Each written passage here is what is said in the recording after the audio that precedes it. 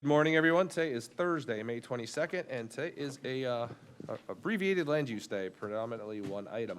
But before we get to that main item, we are going to start, as we always do, with the invocation and the pledge. The invocation this morning will be led by Commissioner Jason Bearden, and our pledge will be led by Commissioner Mike Ron. Please rise if you're able.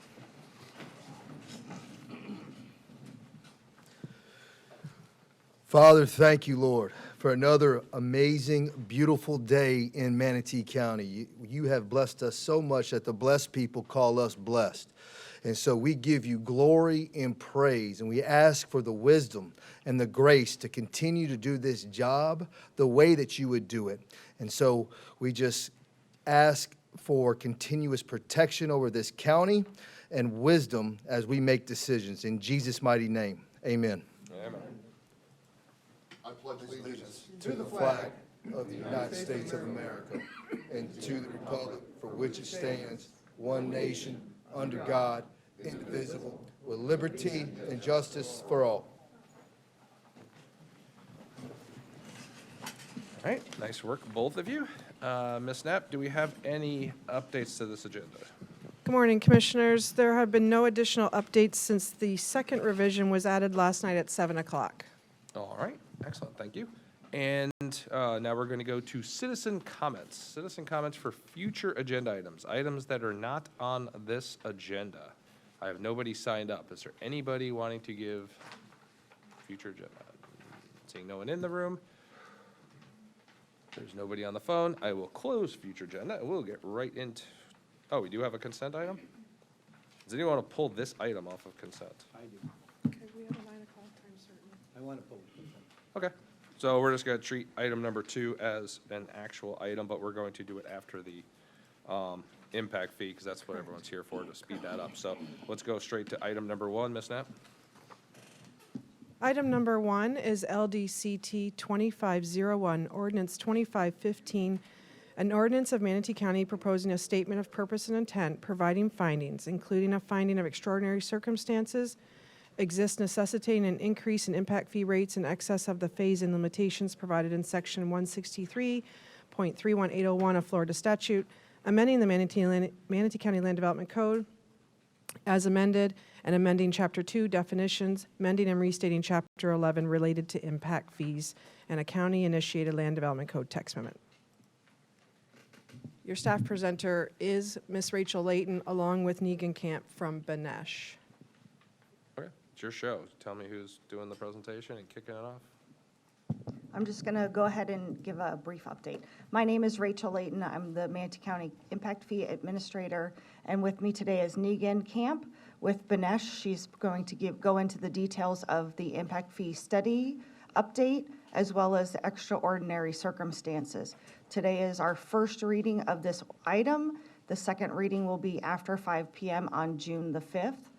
We have already hosted our public outreach workshops and Planning Commission and received recommendation from Planning Commission for approval. And with that, I'll introduce Ms. Negan Camp.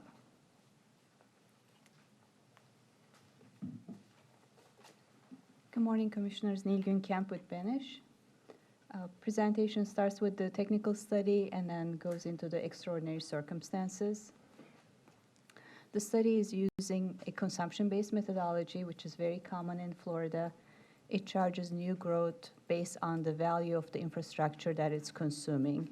And the way it is calculated, it guarantees that new growth is not charged for existing deficiencies. So basic impact fee formula looks at cost to add capacity. That's mostly the value of the infrastructure. From that, any future revenues that will be contributed by new development will be subtracted. And this net cost gets multiplied by demand, which is travel, measured in terms of travel for transportation and population for other fees. Each of the fees start with the documenting the inventory, level of service, estimates the value of that inventory, reviews any alternative funding being contributed toward the same types of projects, and calculates the net cost and the fee.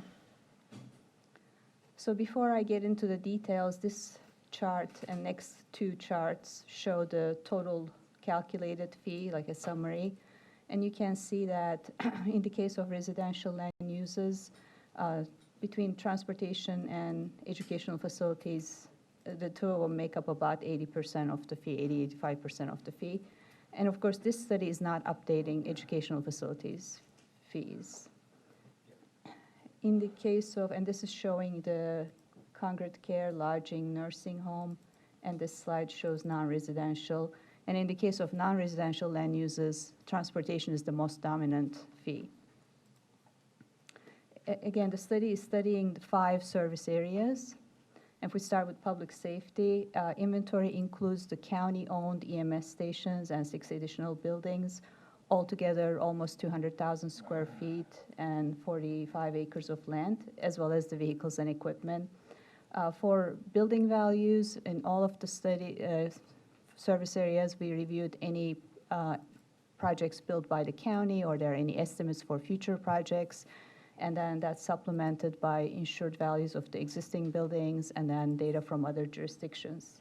For land values, we review again any county purchases, appraisals, estimates, and then supplemented that by vacant land sales throughout the county of similar sized parcels.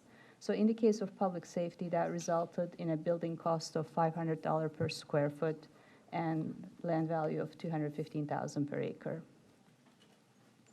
For public safety and impact fee purposes, the level of service is measured in terms of population per station. So as far as the county-owned stations, each handles about 75,000 population.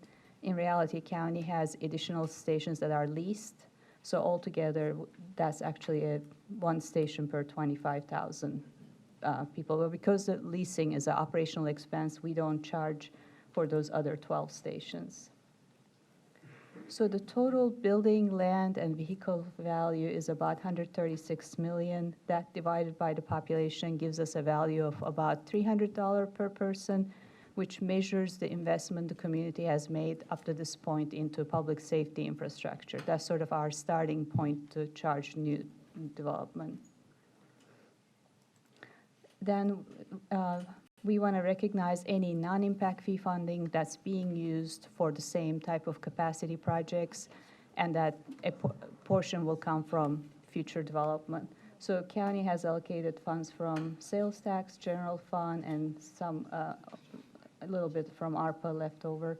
So altogether, it amounts to about $2.6 million per year. So that generates the credit. So the cost minus that credit gives us the net cost, which is about $200 or so per person.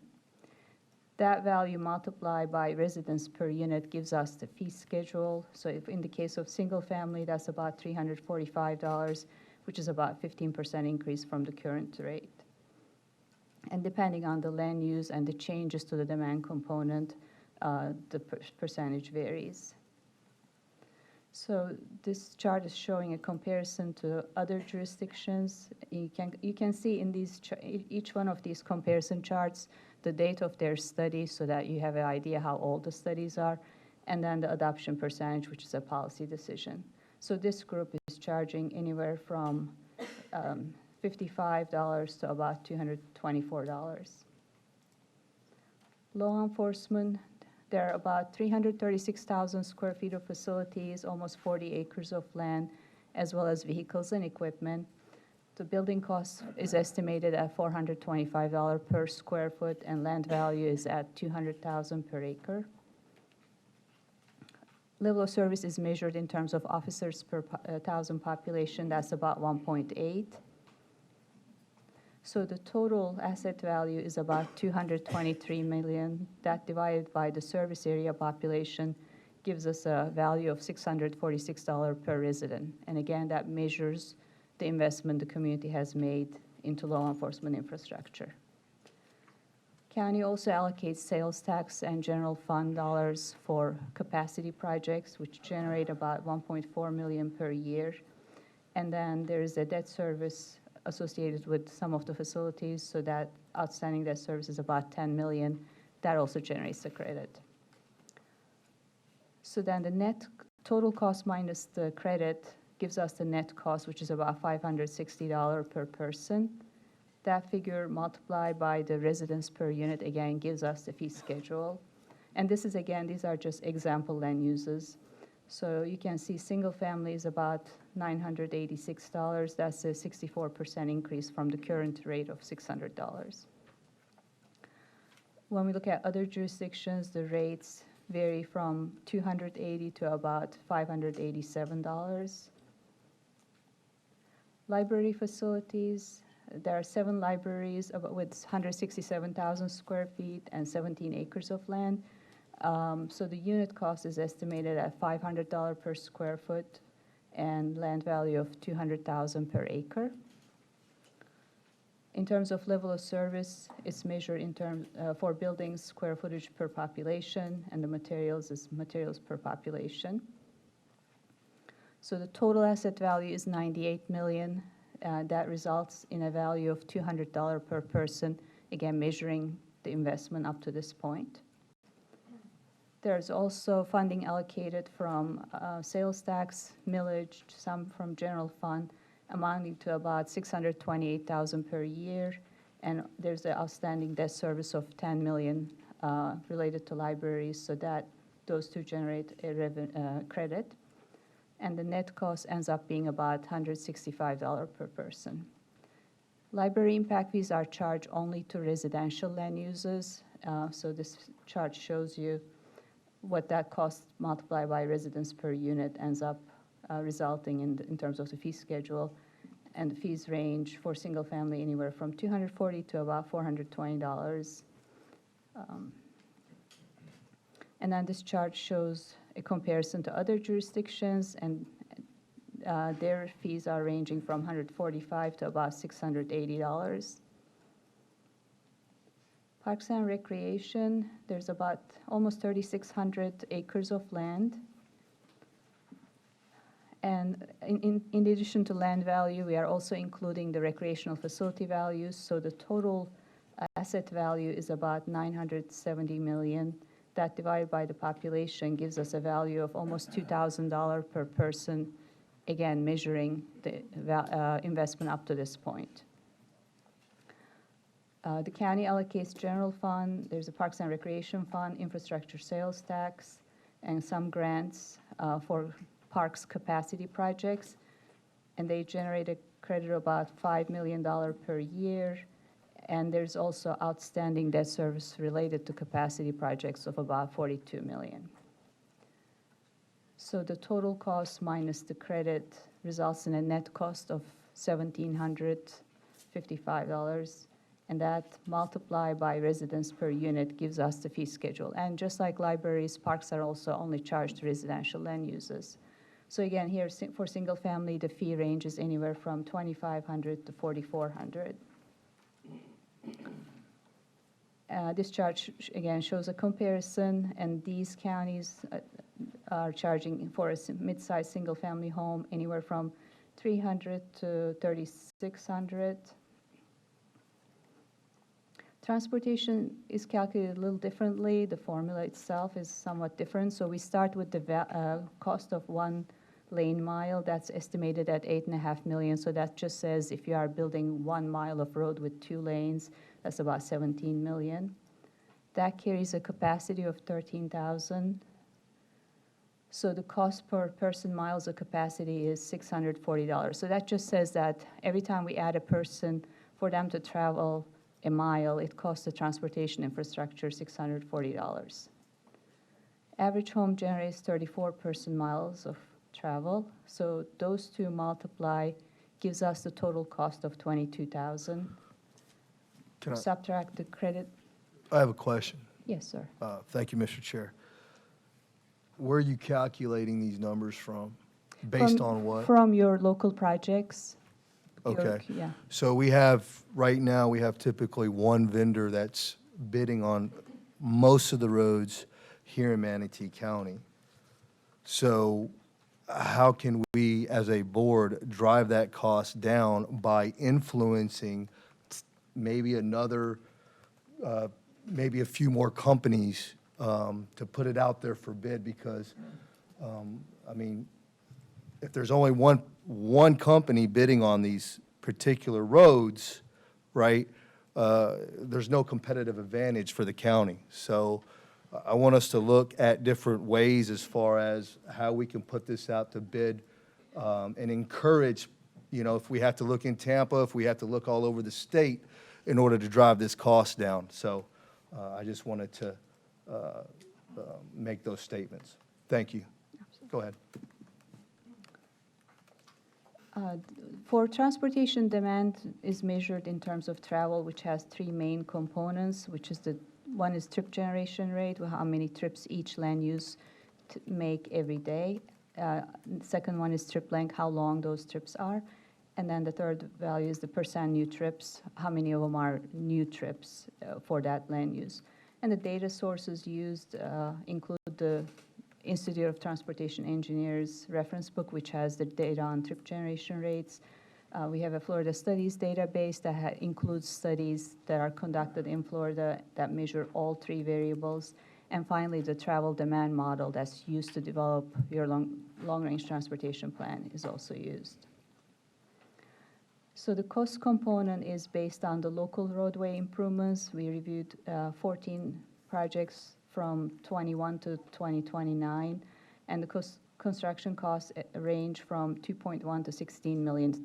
These were not all of the projects. There were several other ones that had atypical features and had higher costs because of that, so those were excluded from the beginning.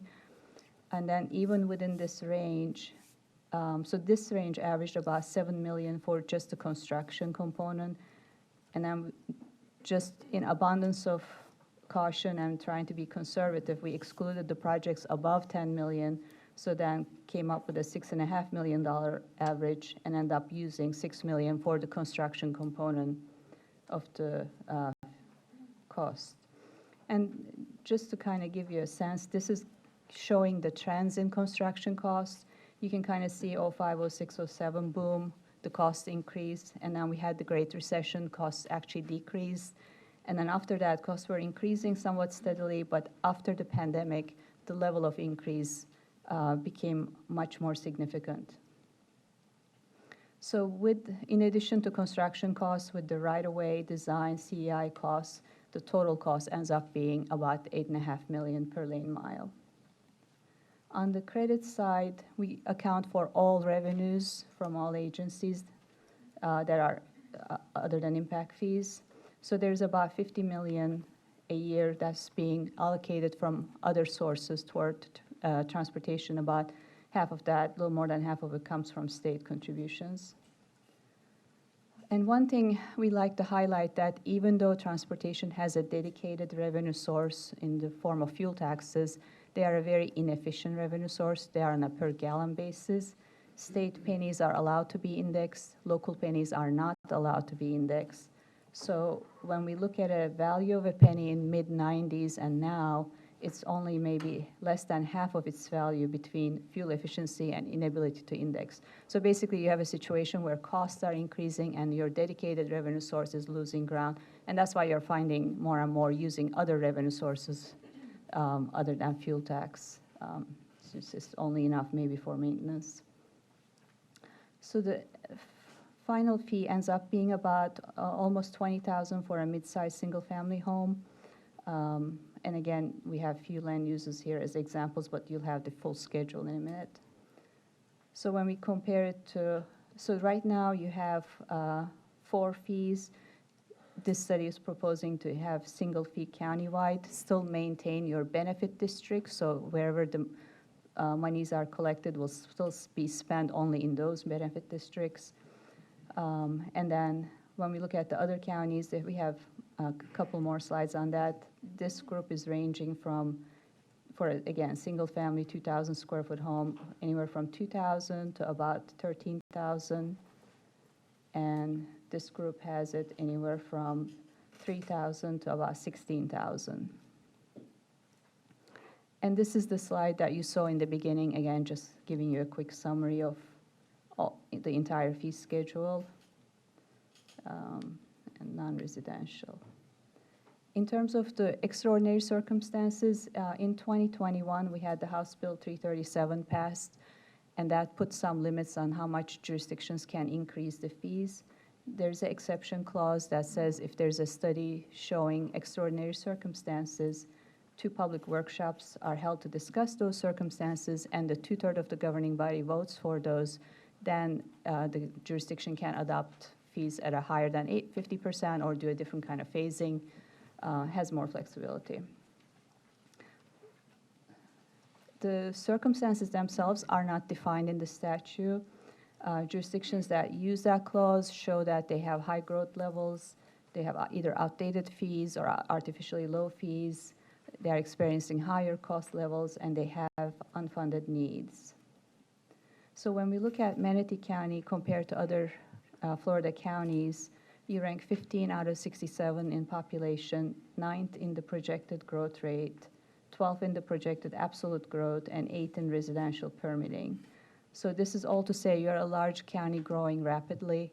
You're ranking maybe top 20% of all counties in terms of your growth levels. In addition, the population growth since your last technical study ended up being higher than what was estimated at the time. So when we look at it, it's at least 10 to 20% higher is what actually occurred. So, and I think we all saw that, especially after the pandemic. This is showing the permitting trends, and it's pretty much following your cost trends. You see that 05, 06 boom, then the Great Recession, then permitting started to increase, and that level of increase became much more significant after the pandemic. So when we look at it again, past 5 years, there was about 7,400 permits per year. During the 2015 update, that number was more like 2,400. Even when we updated the study in 23, that was more like 6,000. So it's already 20% higher than what we were looking at 2 years ago. In terms of cost increases since the last study, you can kind of, 2015 study, you can see that it's ranging anywhere from 53 to 170% increase. Again, this is the same chart you just saw showing the level of increases. And then in terms of cost, 2015 study estimated the cost at $3.3 million per lane mile. This study is indicating $8.5 million per lane mile, which is using a conservative approach.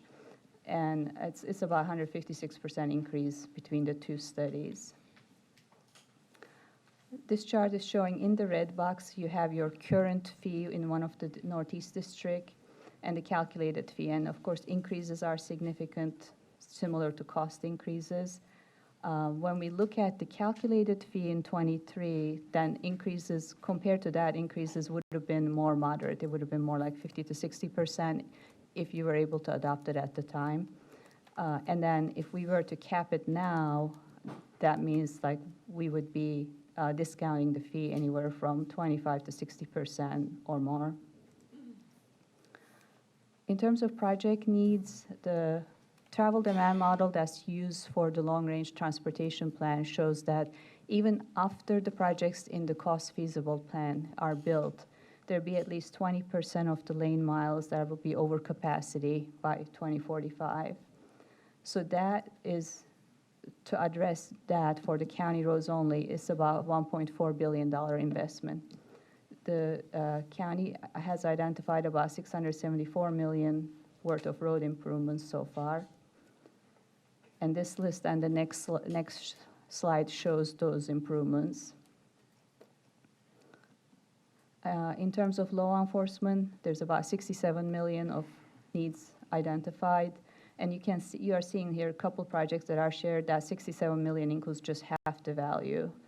And then the other half is included in the public safety. And they have a need of about 46 million that, among these example projects. Libraries has identified $34 million needs, and parks and natural resources about 43 million. In terms of revenue projections, when we look at past 5 years, county generated about 63 million from these 5 fees. That has a potential of, that's per year, that has potential of increasing to 120 to 150 million if the full fees are adopted. And with that, I'll be happy to answer any questions. All right, Commissioner Ballard. Thank you. So once I actually saw some of the numbers, I became concerned about business impacts. And so what I'm wondering is if we had conversations with our EDC and chamber about potential business impacts of doing this extraordinary circumstances portion of the study.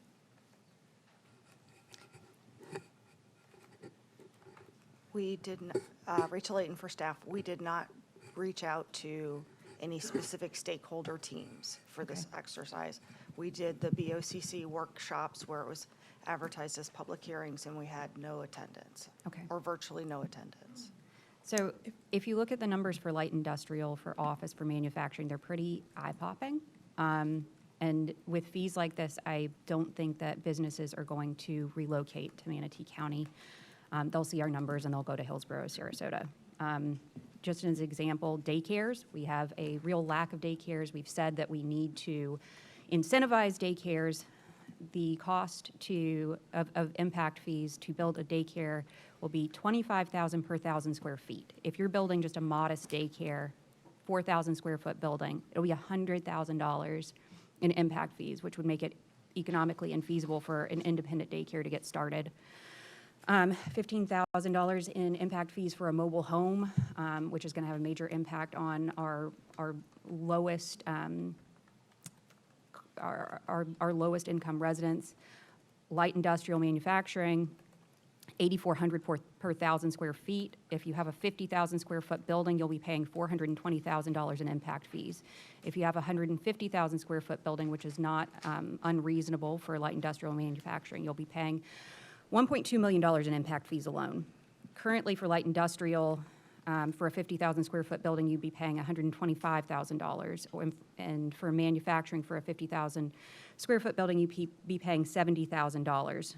Florida manufacturing makes up about 4.7% of our GDP. In our neighboring states and across the Southeast, it's 20%.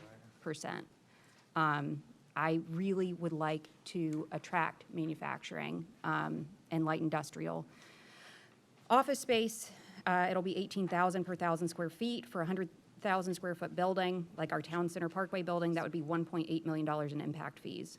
Currently, $4,000 per 1,000 square feet. For 100,000 square feet, it'd be $400,000 in impact fees.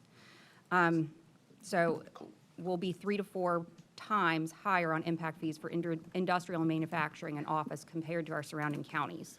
So what I'm wondering is, how can we exempt or discount for industries that we need and want to attract in the county? Is that possible? I have Ms. Knapp on the board, I think, to answer your question. Okay. Correction, no, it was to provide additional clarity to what Ms. Rachel said earlier.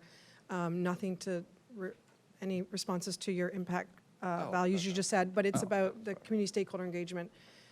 When we went through the impact fee update study a year ago through the spring and summer, and then ultimately adopted in August, we did our stakeholder engagement then. When the board provided direction to us in December or January, excuse me, I don't know the exact date, it was at the directive of the board. And at that time, we followed the extraordinary circumstances process, which was why this time we had the 2 publicly advertised workshops. So I just wanted to provide additional feedback to that. Understood. And trying to kind of stay on that schedule, I'm assuming that it would be difficult or infeasible to do those individual stakeholder meetings. Is that Yes. right? Yes, the timeline didn't allow for the same type of stakeholder engagement we had last time, correct? Okay. So when it comes to the ability to, discount fees or try to incentivize business, do we have the ability to do that? There are jurisdictions that use their, for example, economic development dollars to buy down the fees for the targeted industries that they are trying to encourage. So it has a public purpose. It's not random. Okay. Yeah, there's an option to do that. And I will just point out, we're setting a schedule for maximum fees here, not minimum fees. So once a schedule is finalized, this board always has the discretion to potentially target certain things if we want to target light industrial or daycares or otherwise, that we can make that decision after the fact to provide discounts on certain line items once the schedule is set. Okay, I think I think that makes sense. And Sarah, I have a question. Can we do that rather than buying down? Do we have the ability to kind of take out certain industries and say, we're going to lower the fees on certain targeted industries and not others? I don't know that. Well, when you spend impact fee dollars, you have to do it for public purpose. And no, you can't just arbitrarily exempt, I know it's not arbitrary in your mind, but you can't pick and choose uses to exempt. It would require, like Commissioner Cruz says, a further economic study. You could target geographic locations like by the port or there, but that's a separate phase and a separate project and require additional work. It's not something you could do at this stage. Okay, I don't mean to jump in front of you, but I just want to answer your question. Well, that's not 100% true, because we exempt affordable housing. We determined there was a, What? please don't, let me at least finish my sentence before you jump in.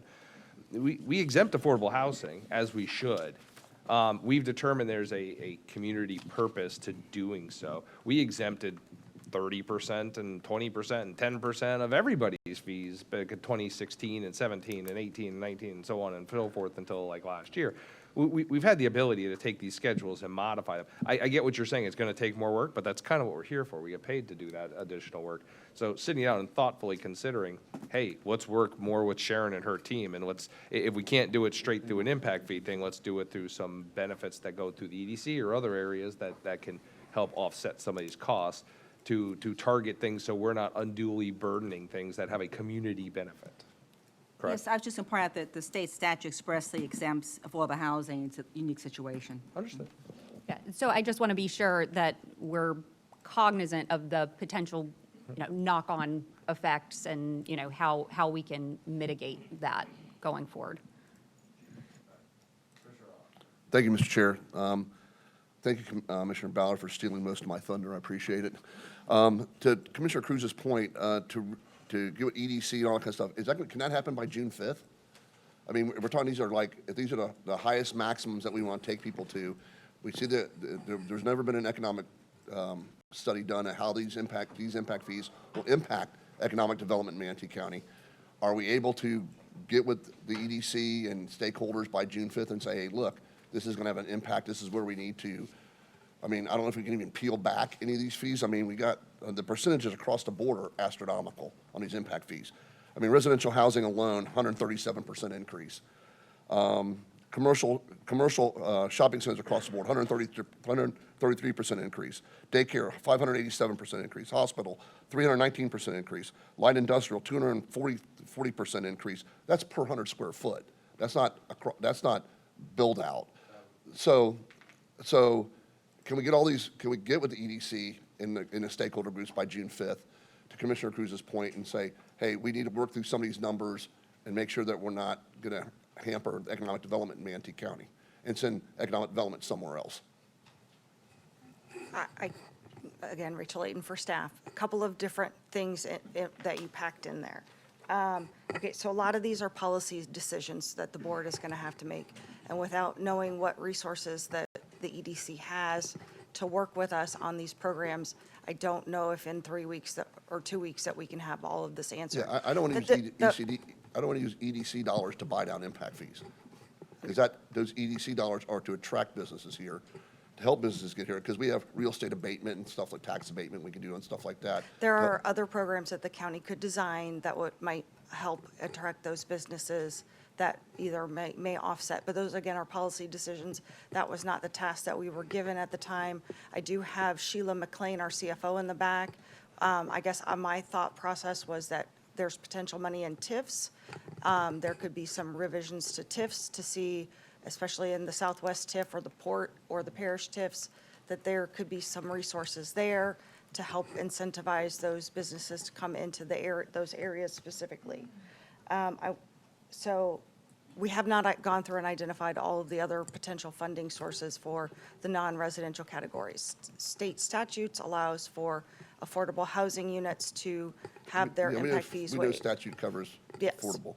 We know Florida And statute then covers that. on the increase, I just want to explain that we started with the rate the 2023 rates that were adopted last year were to be increased 50% total of what had been previously Yeah, approved. graduated in. And then they were gradually added in. So we're looking at 50%, or the 90, a number from 2015 that's only been increased 12.5% and was not allowed to be increased any more than 50% of that existing number, not what the current construction value was. And we were asked to look at the current construction value and come back with 100%, which is what staff is presenting to you today. It's policy decisions of the board today and in 2 weeks of how you want to proceed, if you want to do this at 100%, if you want to do this at 75%, or some other variable that the board decides is the best policy for their Okay, so the community. board still has discretion. Correct. On all these fees, we still have discretion what we can do with, across the board, all these fees. But we had to make that decision by June 5th. Not Yeah, that's the second- necessarily. That's the second, Well, so it's the second reading, yes. The directive that we were given was to have all of our hearings completed before the summer recess. And we wanted to roll in the new fees, any new fees that are approved with the school district fees on September 9th, so that we're not opening the back house of Acela multiple times to continue to update fees. But staff will do it as many times as we are asked to do, Okay. correct? All right, correct. So I hope that answers the bulk of your questions. yes. To Commissioner Beard's point, he brought up a good point. Is the road costs, other than just what aggregate costs and stuff like that, being that we only have one vendor basically in Manatee County, does that add into the cost of the 8.5 million? Lack of road builders add into that 8.5 million? If Ms. Clark is not here, I would think so. I mean, the cost increases have been very significant, and we are seeing it all around. And I'm sure one component is everybody is busy, so the bids are Yeah, higher. we know we don't make anything here in America. We import everything, all the aggregate, all the asphalt, everything is imported. But I'm just wondering if that has a big play. He brought up a good point. Good morning. For the record, Clark Davis, Deputy Director of Public Works. Even though we've got one vendor that does get a lot of our contracts, they don't get all of them, and they are competitively awarded. And so if they're consistently the lowest bidder just because they're local, they've already got workforce in place, they can afford to bid lower, I think we're still getting the best price that we can get. Of course, it would be better if we had more to spread it around. It'd reduce some of the pressure on our projects, and we'd get more of them done faster because we'd have more people working. But I don't think it has adversely impacted our cost. There are, by my recollection, one or two projects that have some GMP contracts in them, and those tend to run a little bit higher than the ones that we use conventional sort of award process, but it's not heavily weighting on the projects. We left one or two of those in there because we thought we might still do some using that GMP method of procurement. But we think it's a fair representation. We've tried to take out outliers. A consultant took out some of the outliers, some of the high-cost projects. 44th Avenue over the interstate. It's got bridge over the interstate, a causeway or bridge again over a pond, and some other big structures. Those kinds of things are unusual. We don't expect to see a lot of road projects like that, and so those kinds of outlier projects were removed to help bring down some of the pressure on the cost, and tried to leave in what we think of as more as conventional new road and widening projects. Okay, thank you. So, Rachel, June 5th is not the drop-dead date? That has just been the date that we have been working towards. Okay, because I saw implementation date of like September, September 9th, that would be Yeah. 90 days after an adoption decision, that's 9 days after an adoption. Okay. assuming adoption, yes. Okay, that's what I'm trying to get to. All right, thank you, Mr. Chair. June 5th is the date which we would finalize this schedule, but there's nothing that prohibits us after June 5th from collecting a percentage of this schedule. So your conversation was specific. You said the sentence about what if we only charge 75%? Yeah. You could do that in December. You can do that in 2026. You can do whatever you want, right? But we have There- this make-up thing to collect a percentage of it. Correct. So June 5th is just to set the maximum. Like I said, this is the maximum, not the collectible. This is the maximum. This is not what the board has decided that they're Correct. ultimately Okay. going to Steps. collect. Thank you. All right.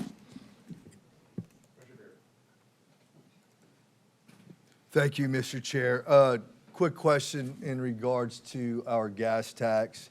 How much are we losing to EV currently today? Do you guys have that number, an estimated number, what we're not able to collect due to EV? We don't have that yet. That's something that's being researched. Okay. And they are trying to incorporate that in the future long-range transportation plans, but there's just not enough data yet. Okay.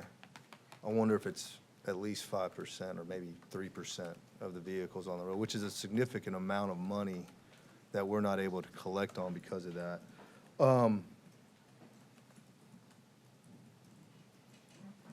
Speaking of the $8.5 million a mile, if we're able just to even drop it and it costs us maybe $8 million a mile, I mean, at 5%, I mean, we're looking at a $65 million in savings just right there alone. As far as the commercial impact fees, I mean, to me, it needs to make sense. I mean, how many jobs are they going to be creating? Are we going to base that off a minimum if we're going to do some type of tier? How many jobs are guaranteed if we do bring in a specific company? Are they going to guarantee 100, 150, 200 jobs?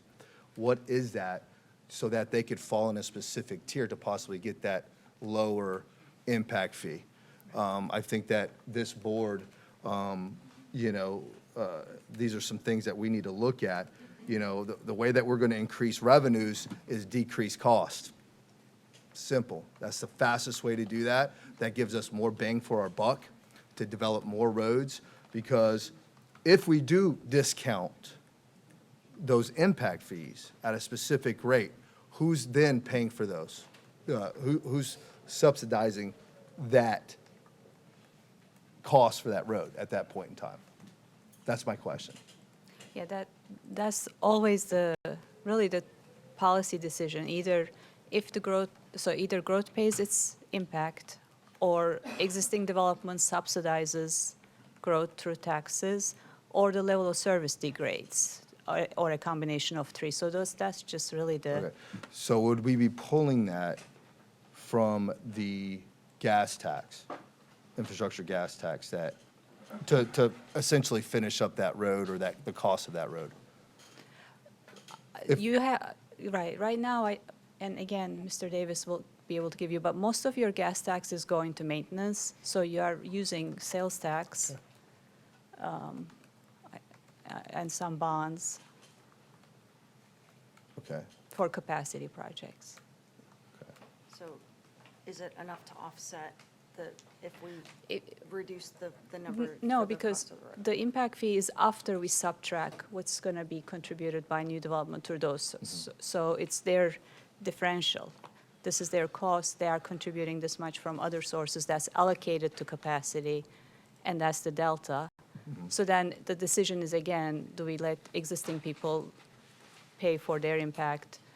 Do we let So them that- pay, or they do some combination? So then it would come out of our general fund to finish up that road, correct? General taxes, yes. Okay. Yeah. Can gas tax pay for new development, new roads? They are allowed to pay for it, Okay. yes, absolutely, if there's enough of it, yes. Okay. Because you still So- have maintenance, resurfacing, rehabilitation.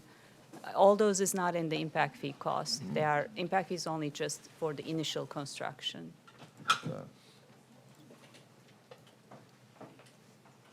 So we don't know as of yet how we're going to cover EV right now, currently today.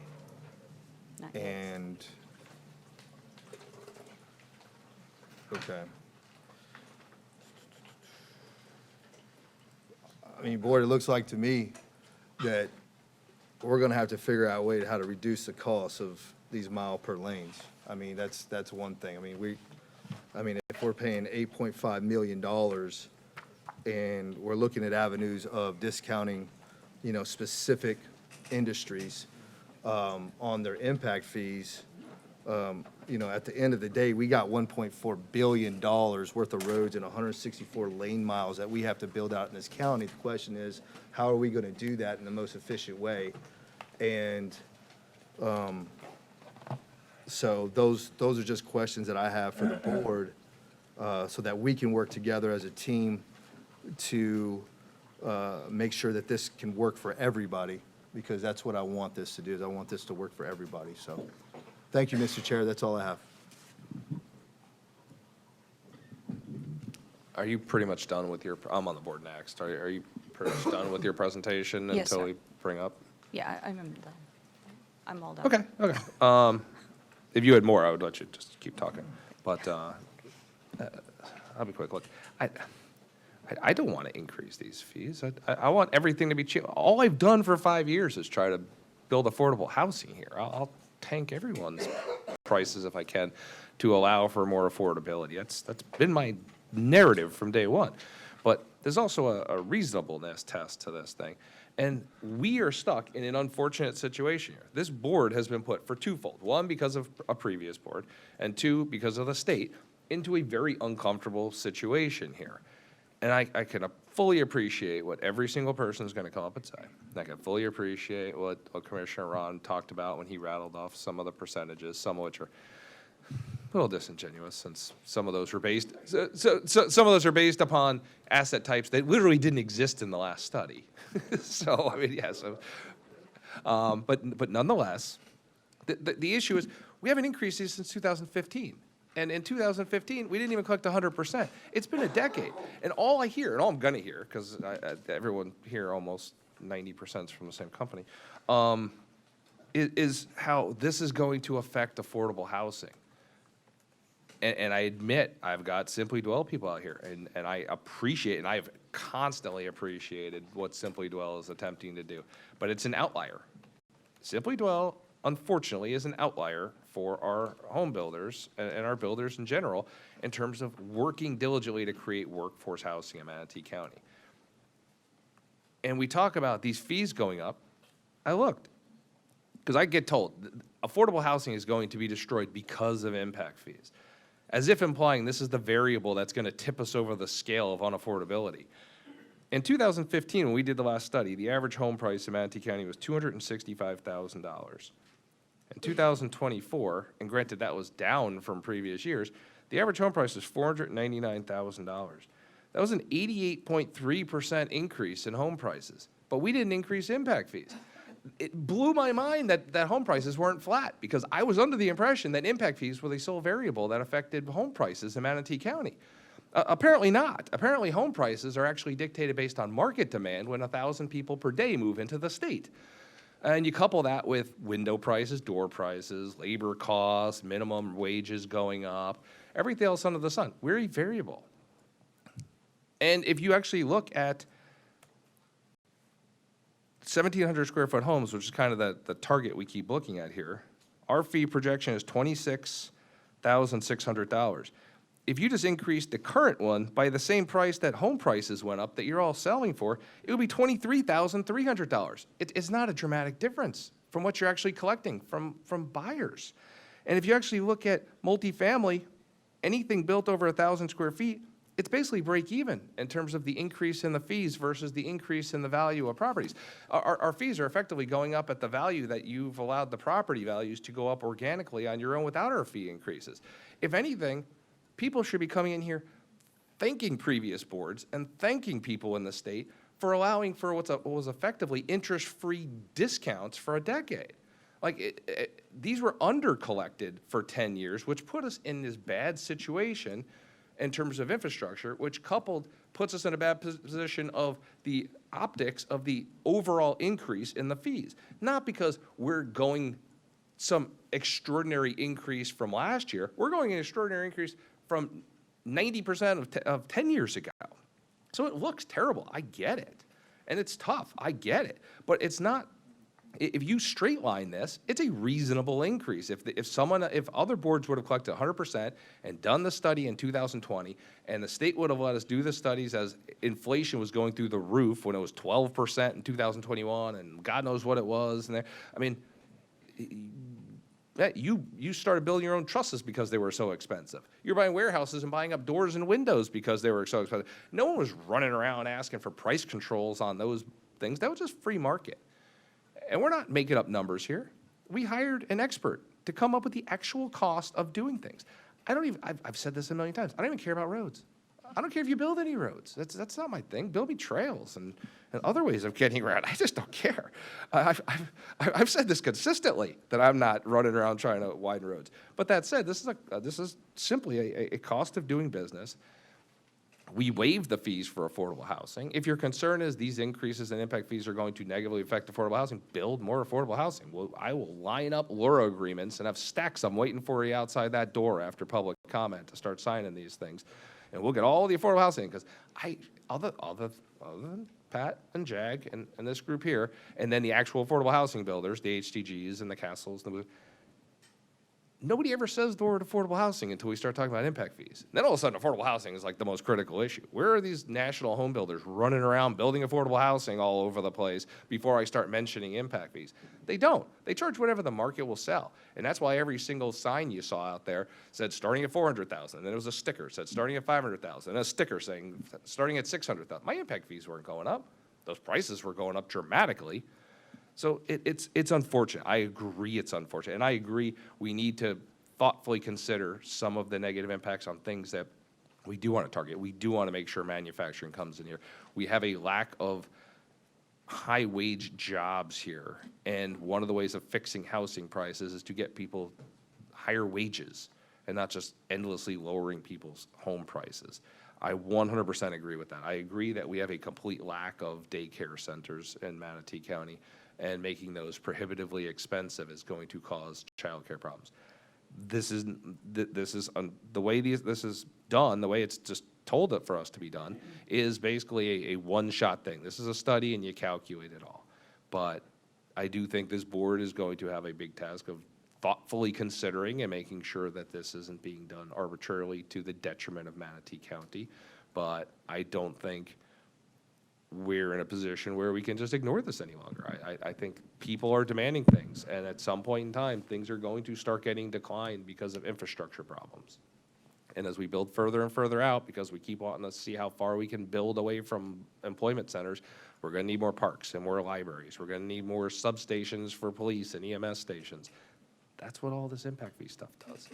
So it's unfortunate. I will happily have a conversation about targeting things that make more sense, but I don't think this is as egregiously high as people want to pretend it is, just because of the percentages are high, because we're working off of a wrong variable, which is a decade-old number.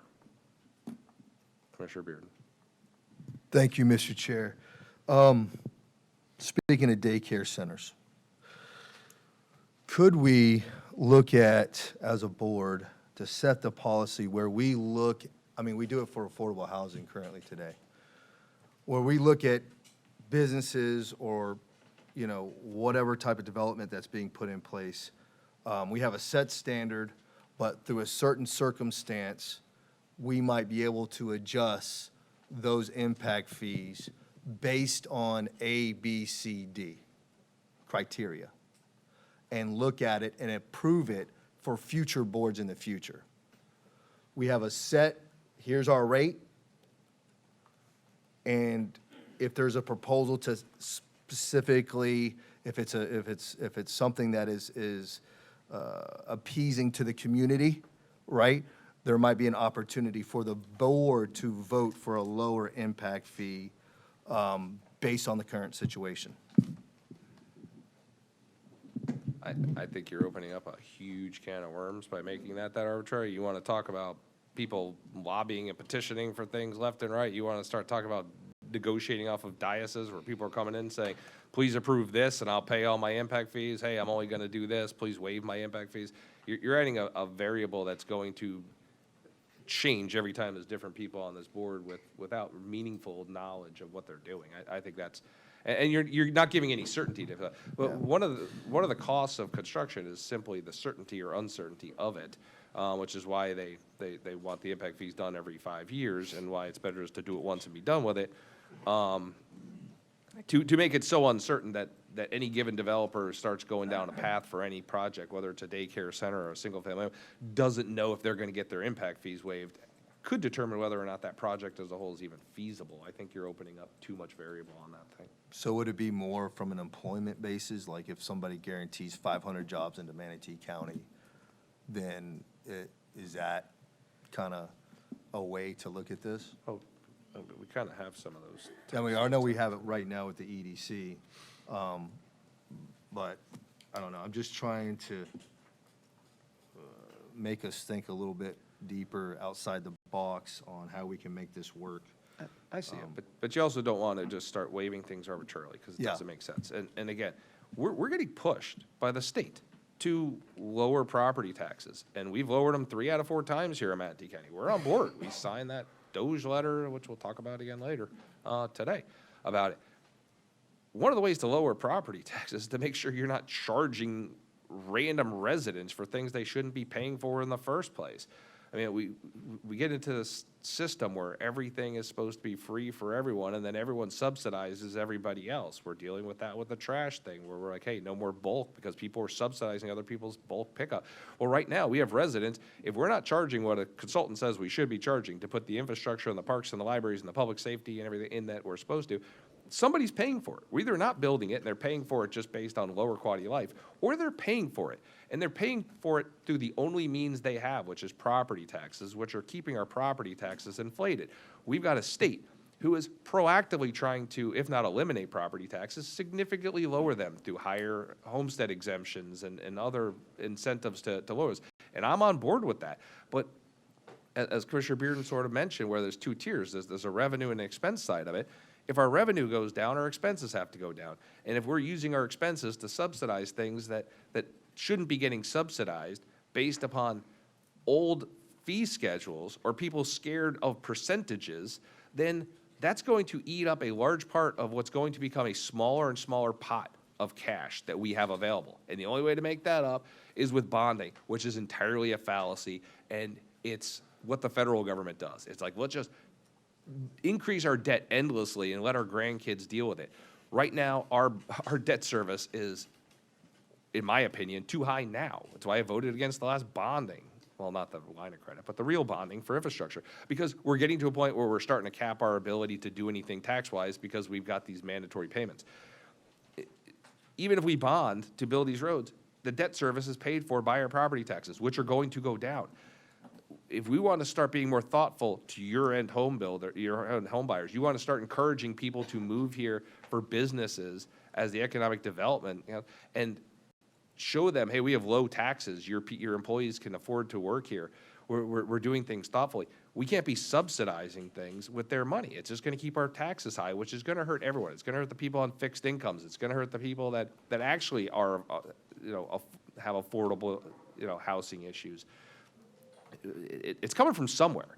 This fallacy that everything is like, well, if you just charge us less, then everything's going to be, happy and jolly. No, it's not. Somebody's paying. The same amount of money is being paid. It's just a matter of who's paying it at this point in time. And so the question isn't, should costs go up 150%?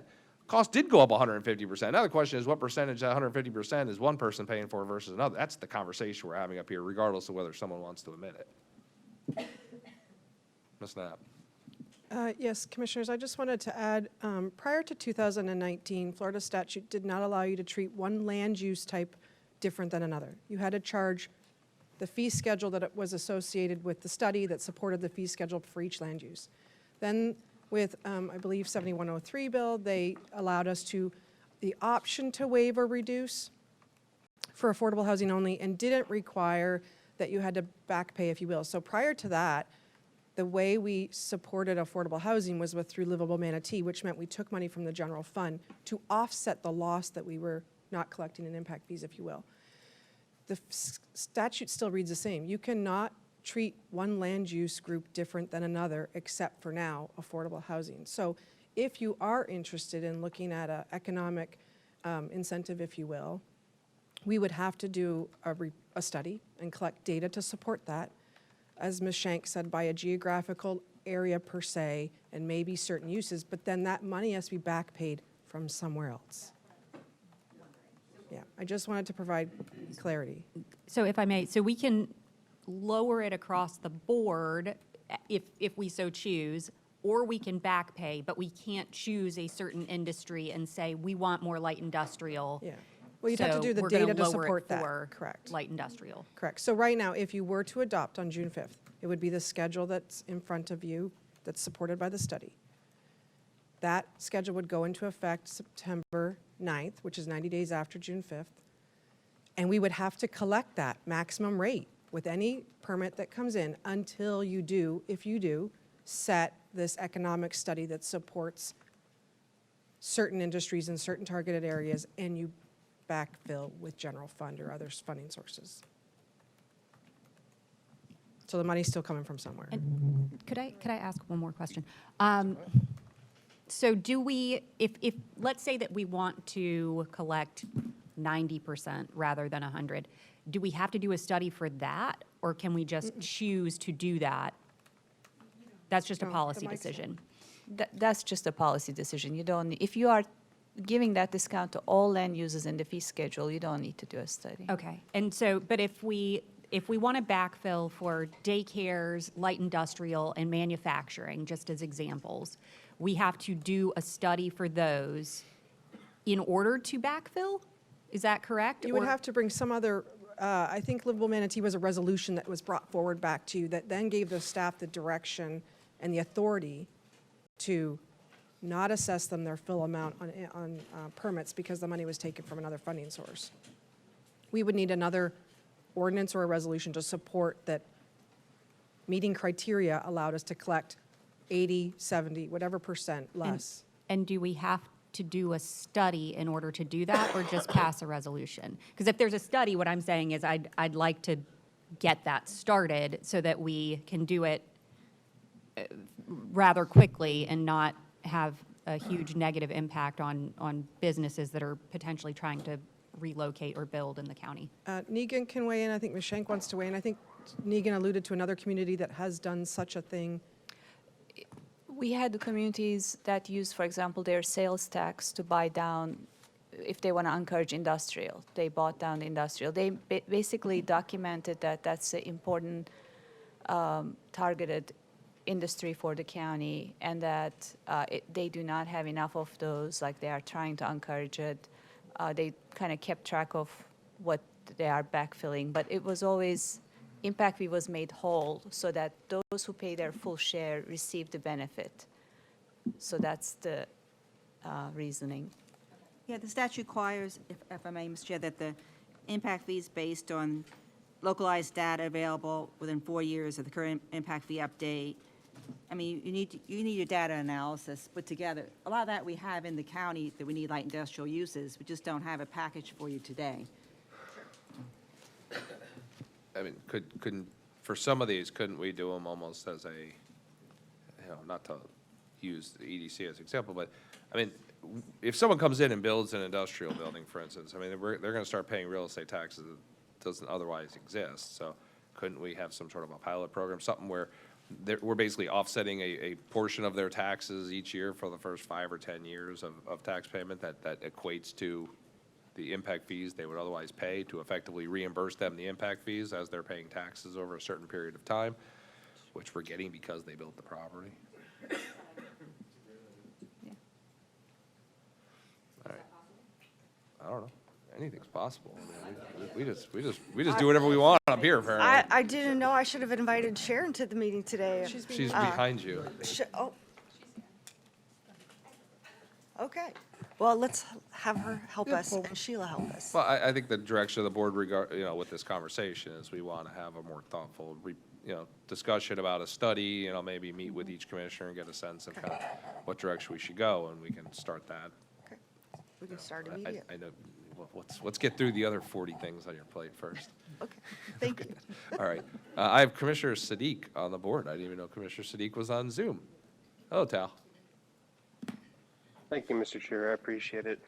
I'm in support of moving this forward. I won't repeat a lot of the same points that have been mentioned earlier. Fundamentally, this is what the challenge that we're actually going to see in next month of budget season is exactly what we are looking to address. I suspect my conversations with the sheriff and no doubt with what I've heard from our own staff, we are going to see a significant increase in cost to provide the same level of service people want. No one has ever come to me and say, hey, I want I want to reduce the amount of pickup times for pickups for garbage. They want more. No one has told me they want fewer storm permit technicians. They want more. People want more and more services, and I think we owe it to ourselves to offset the increase in those costs by recouping as much as we can from impact fees, so the hit to our general fund is not as significant as it has been in the past. Chairman, you mentioned the comment about the debt service. I fundamentally agree with you there. It's become unsustainable. We have already, prior boards, just before we came on, have already delayed a number of projects because of the amount of debt service and the inability to fund projects. So I agree with this. I think as far as affecting affordable housing and business relocation, I really don't think impact fees are really that earth-shattering when it comes to accomplishing those goals. I mean, the fundamental reason why we don't have perhaps more affordable housing is, and even just more housing in certain areas in general, is because of the cost of land, not impact fees. And perhaps regulation, you can throw that in there as well. If you're telling me that a developer for affordable housing is going to say no because of a few $100s here or there or $1,000, then they probably need to work on their business model, frankly. But it's really not earth-shattering when it comes to affecting affordable housing. Same thing for business relocations. The number one challenge for businesses is certain housing, number two, education, and of course the availability of a workforce. Play just those three things on the list, but it's not impact fees. No business is looking at impact fees and saying, oh, let's skip Manatee County. No, they're not. They're looking at the workforce, the education system, and certainly the incentives that we have. I've spoken with Sharon, I'm sure she can speak to it too, but property tax abatement is one option, but there are plenty of options to attract businesses. I personally would not like to give exceptions for impact fees because now that we're collecting mobility fees, I want people to pay for those trails and public transit systems and certainly the roads as well. But there's always ways to make the numbers work in the end. But I think we are facing extraordinary circumstances. It's just simply, we don't control the costs for asphalt, for aggregate, for how much our contractors charge us. At the end of the day, their costs have gone up, and we simply have to, as a bit, if we're thinking business-like, we simply have to respond. And this is really the best way to do it. We can't just keep putting on more and more debt to future generations to pay it off. I don't think that's a fiscally sound approach. So I do think we need to move forward on this and certainly be more thoughtful about the projects we do want to focus on in the future. Thank you, Mr. Chair. Thank you. And I have no one else on the board. Is there something you wanted to say? Otherwise, I'm going to public comment. Good morning. I just wanted to make the kind of like a relation and add a note of statistics to some of the comments that Benesh came and spoke about. One is gas tax. Yes, it is it is a funding source that is very stressed. However, it has been in the previous budget cycles that we had made the reference that maintenance is also very important for us to capture. And gas taxes as a funding source that has gone steadily down, but it has maintained. We wanted to reserve those gas taxes for maintenance, bridge replacement, repavement, road resurfacing, and so forth. So we've been retracting the use of gas taxes a little bit off of the capital. Now, IST and impact fees have been carrying 52% of the capital improvement plan projects cost.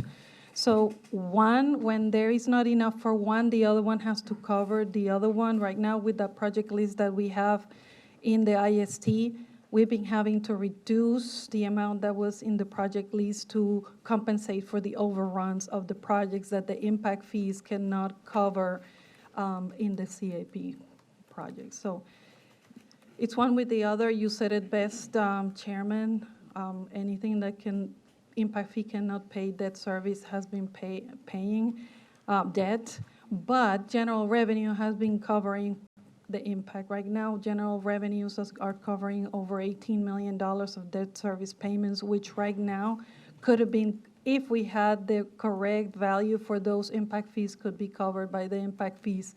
Pretty much 40% of that could be covered by impact fees. Okay. That's all I wanted to say. Thank you, Sheila. All right, I have no one on the board, and I have 23 people signed up to speak. So we're not going to take a 10:30 break. We're just going to, you're first. We're not going to take a 10:30 break because I don't want to stop in the middle of public comment, and I don't want to break early. So I'm just going to run through so people can use their own discretion about when they want to stretch their legs. Not all, not all. All right, we will start public comment with Mr. Neal.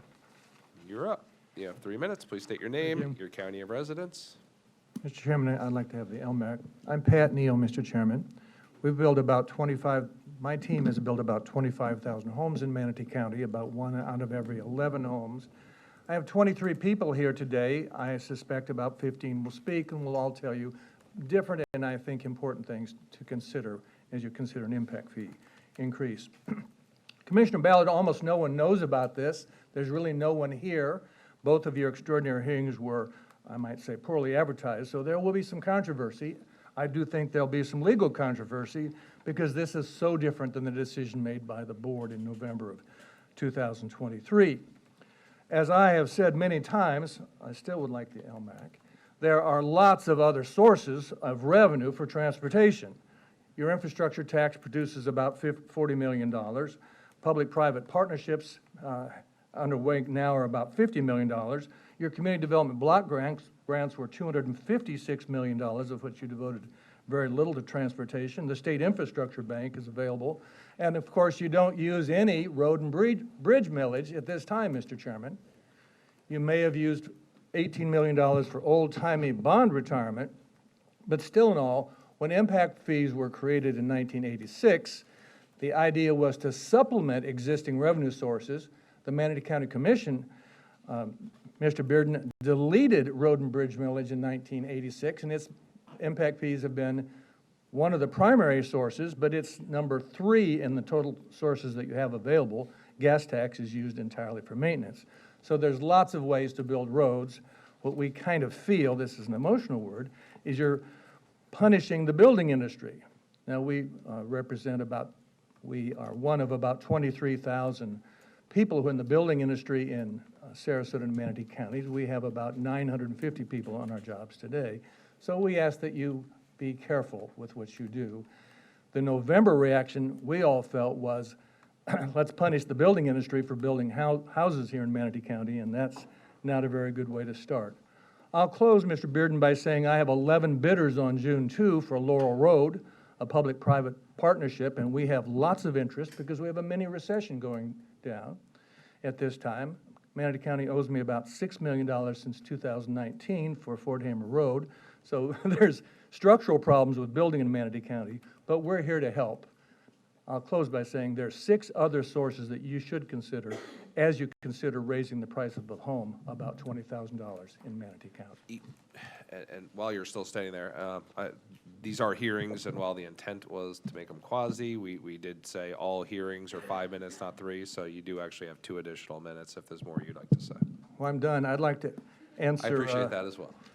Commissioner Bearden on building. There's plenty of capacity for building. We build roughly $200 million of roads a year as a company, about the same as your road program. We have lots of bidders, lots of them can build. There are some structural problems that you and I can talk about and have talked about to fix this problem. To me, it's a 2-part problem. We need to have a set of balanced resources for revenues. I've given you 7 here. Sarasota County uses bonding. They use the State Infrastructure Bank. They use their entire voted infrastructure tax. And so they have sources that you don't have, and they have a consistent annual road program, and we're building lots of roads now in Sarasota County as public-privates. We participate, I think, in about 1/6 of the roads here in Manatee County. We'd like to build more. I have a personal commitment to you on a road that's going pretty well right now. So the short version is, we think we can solve the problem if you'll consider a balanced set of revenue sources. Closing, if you increase the price of our Simply Dwell projects by $20,000, it's going to have a huge impact on buyers in our town, that's $180 a month in payments, and people just can't afford that. I'm done, Mr. Chairman, unless there's questions. Thank you. Ivory Matthews. Mr. Chairman, I am on the board, and I did have a question for Mr. Neal. Well, we typically let the public speak, and then I'll bring him back up. Will he still be here at the end? Are you still going to be here at the end? No, I'm leaving. Okay, then come on up, come on up. Sorry, If that's okay, I mean, I already recognized Ivory Matthews, so she has to Well, yield her. She waives her time to me. You're going to come back. I'm going to bring you back. I just want to make sure. I don't mean that in a bad way. Mr. Neal, I appreciate all the work you're doing and all the stuff that's going on. I just want to ask, because, you know, I have you on my phone, on my cell phone, saying that you are for impact fees. Can you tell us what that means? Well, you know, Commissioner, the famous commissioner, outed me. Of course, I wrote impact fees as a member of the legislature in 1985. I was a Democrat. I call Democrats currently. But still in all, impact fees need to be part of a balanced program, including other fees. That doesn't mean eliminate road and bridge. Doesn't mean don't use your infrastructure tax. Doesn't mean don't use your CDBG money, the $256 million you got from the rescue plan. It doesn't mean you can't have local property taxes for things. Actually, it doesn't mean you can't bond for long-term capital projects. The second half of the Fort Hamer Bridge is bondable without your pledging taxes. You can pledge revenues. So you have all sorts of financial, options besides impact fees. And my appeal today as a builder and not necessarily as a citizen is if you put $20,000 on Simply Dwell or our house building company, that raises the payment $180. It's too much because you haven't considered all the rest, and it's too early because the people of Manatee County don't really know what you're doing here today, in my opinion. So how much of the impact fees should we actually collect? Give me a percentage. Well, Dr. McCann, I'd like you to go back to your November 2023 study and go back to the data which was given you in April of 2023, and I believe it was by the same contractor. It may have been Ivory. I think it was Banesh also. I believe Banesh has reacted to you and your November meeting, which to my mind read, punish the builders. I think if they took back to their April 2023 study, you'd see a good starting point. There's an overreaction in my mind. We'd like you to consider this more gently and more, I might say, rationally. I'm responding a little emotionally at this very moment. We just can't sustain a $20,000 cost, a $22,000 price in our affordable housing product, period. So go back to your earlier Just in statistics. affordable housing, I understand that. But what I'm asking is, in impact fees, we haven't gotten 100% in a long, long time. So what percentage do you think we should put in on impact fees? What are you willing to pay?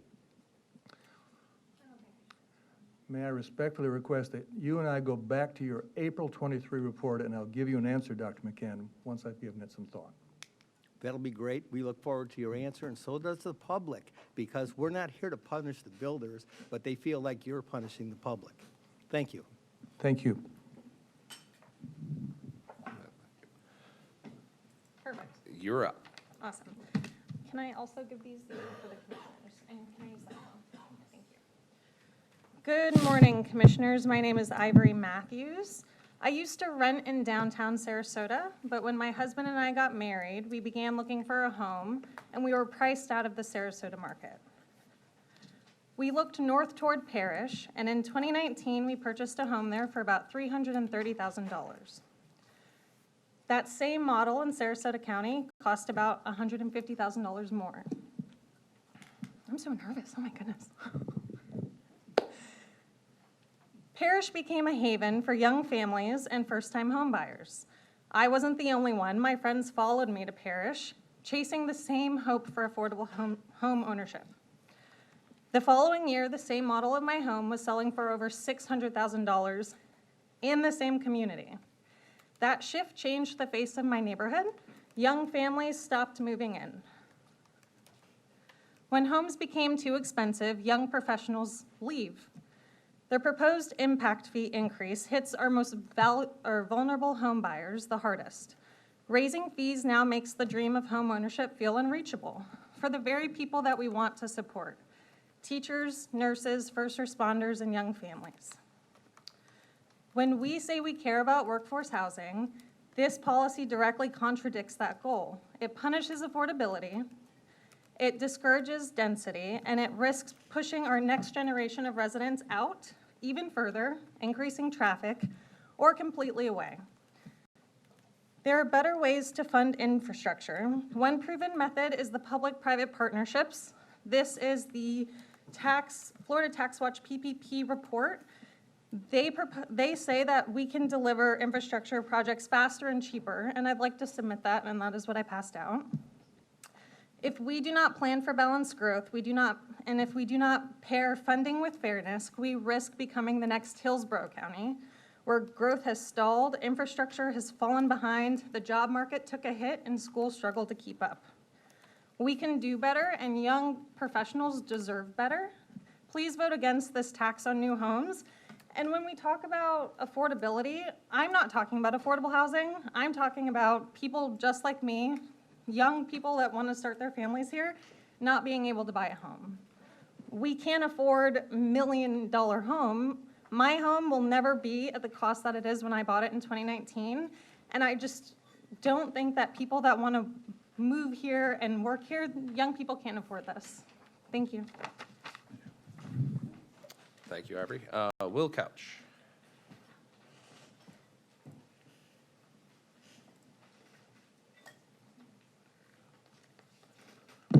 Good morning, Commissioners. My name is Will Couch. I live in Manatee County. I'm here because the proposed increase in impact fees have a dire impact on young and first-time home buyers in Manatee County.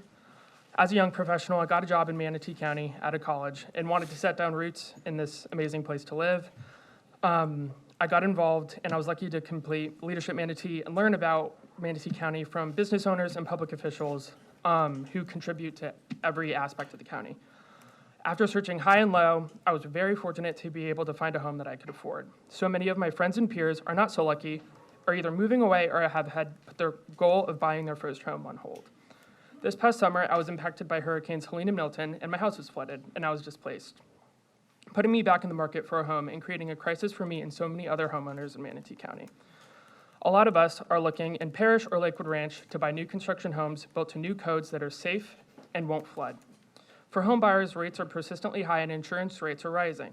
For builders, land prices are still high, the cost of building materials is rising, and across the board, being able to deliver entry-level homes, not even affordable homes in Manatee County, is already difficult. It's disheartening to see the county propose a sudden increase of impact fees without fully considering the uncertainty and strain this will cause for most businesses and builders in the county, and especially for younger and first-time home buyers who just want to live and thrive in Manatee County. Please vote no. Thank you. Thank you. Elaine McKinney.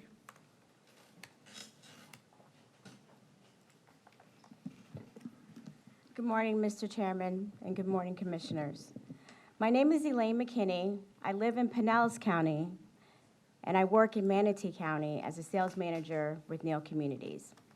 I'm here today because I have the privilege of helping families not just find a house, but a home. It's a safe place where they can start a new chapter, raise their children, and also care for aging parents. And this comes along with creating memories that last a lifetime. So that's the heart of what we do at Neal Communities. We just don't build, like you, we serve. The proposed increase of impact fees, it directly threatens the ability to continue that mission. These fees just don't affect builders. They're passed straight to the home buyers. And for the everyday family, that could mean the difference between owning a home or staying stuck in an unstable rental situation, or even leaving the area altogether. And that's in search of affordability. So every day, I personally sit across the table from teachers, law enforcement officers, veterans, young couples, and retirees, people that have worked hard and saved with the hope of homeownership. When we increase fees like this, we're telling them that this dream is slipping further out of reach. Now, we also know that a new home comes with benefits that an older home can't always provide. So that includes energy efficiency, lower maintenance, and warranties that give homeowners peace of mind. These are not luxuries, they're safeguards, especially in uncertain times. So at Neal Communities, we're a longstanding and we're locally rooted builder. We take pride in giving back to the community and being a part of the solution as our region grows. But growth also requires some balance. Housing affordability must remain the cornerstone and continue in that conversation. Impact fees of this magnitude, they just don't slow down development. They cut off opportunity.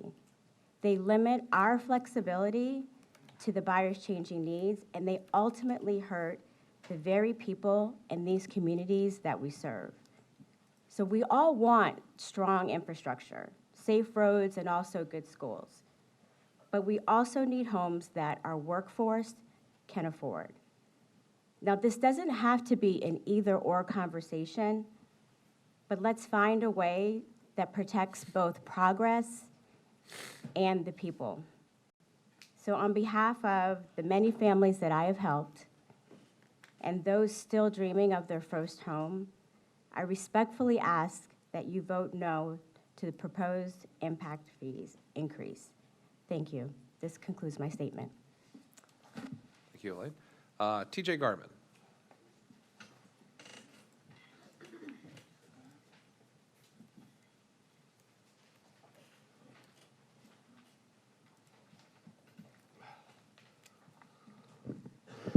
Good morning. My name's TJ Garman. I'm a Sarasota County resident. I serve as Director of Construction for Neal Communities.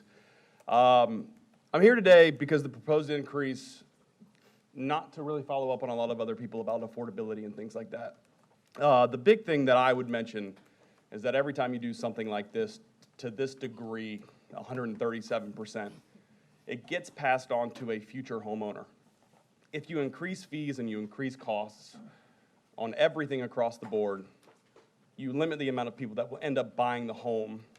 So then you have less traffic, less buying, and then you don't collect the impact fees, period. Everything stalls and you get nothing.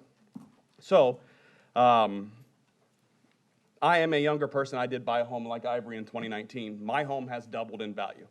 I could not afford my home today. I live in Sarasota County. My home is 1,200 square feet.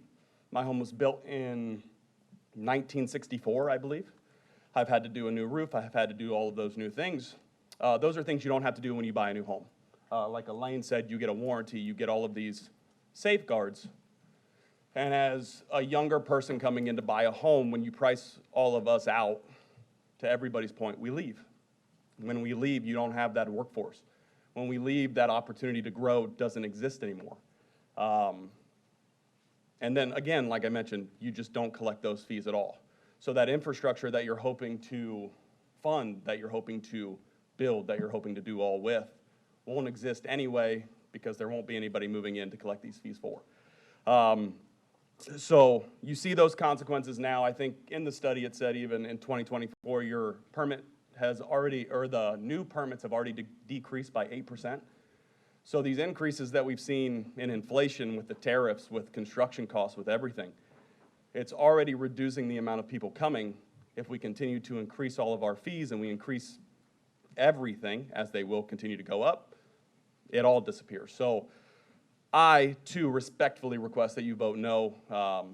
I enjoy what I do. I enjoy the opportunity that I have been given. I enjoy the opportunity that we provide the public to new homeowners, to those families. So again, I respectfully ask that you vote no. Thank you.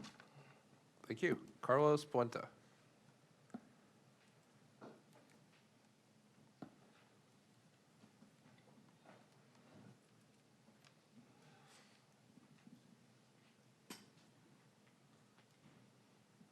Good morning, Commissioners. My name is Carlos Puente. I'm a resident of Hillsborough County. I'm VP of Sales and Marketing for Neil Signature and Neil Homes. I, like the others, help bring to life the home ownership dream that the United States affords for a lot of people. I've actually done some research and noticed that home ownership's actually down significantly since 2020. And that is due to many factors, not just this, but the market is already challenged as it is. I have to look at every single offer, every single deal for any customer that's trying to buy a home. And I will tell you that for the most part, affordability is an issue. The only thing that impact fees are going to do is impact affordability. We know residential construction is a main engine for Manatee County. That's why I work down here. And we talked in they showed in the presentation that there's this projected growth, but it's, as TJ said, if the lack of affordability is impacting the people that are wanting to move here, buy here, spend here, you're ultimately gonna get nothing. Ultimately, what I do is, like I said, I look at every opportunity for somebody to buy a home with us, and oftentimes I say, okay, I have to balance with the price versus the profitability. And I have to say, okay, what do I get if this person walks away today?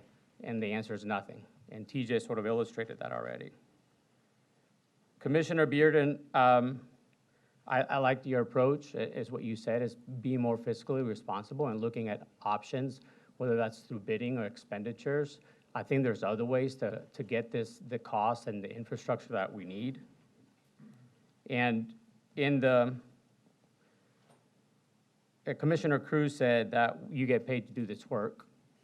So the expectation would be that you do this work and that you do the due diligence to make sure that we're paying fair prices for infrastructure and the services that we pay for. It's not to just cut things, as Pat said. You know, impact fees have their place, but we should be fiscally responsible in how we go about our business. The last thing I'll say is Commissioner Bearden also said in the morning prayer that we want to protect this county. So this is why these people are here, because we do want to protect this county. We want to protect what we do and what we offer to not just local people, but all the people that look at Manatee County as a place to sort of live their life. So I respectfully request that you vote no. Thank you. Thank you. Jason Frost.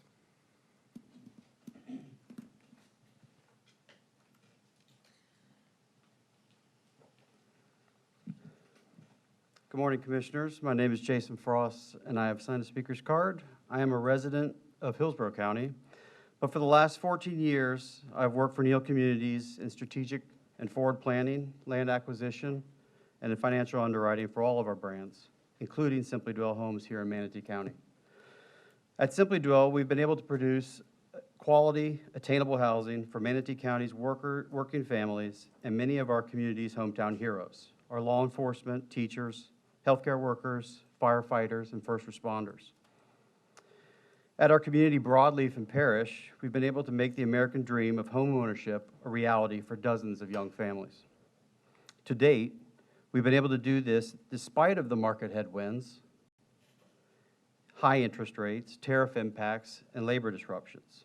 This is a testament to our team members' commitment to the vision of Simply Dwell of delivering quality-built homes at attainable prices.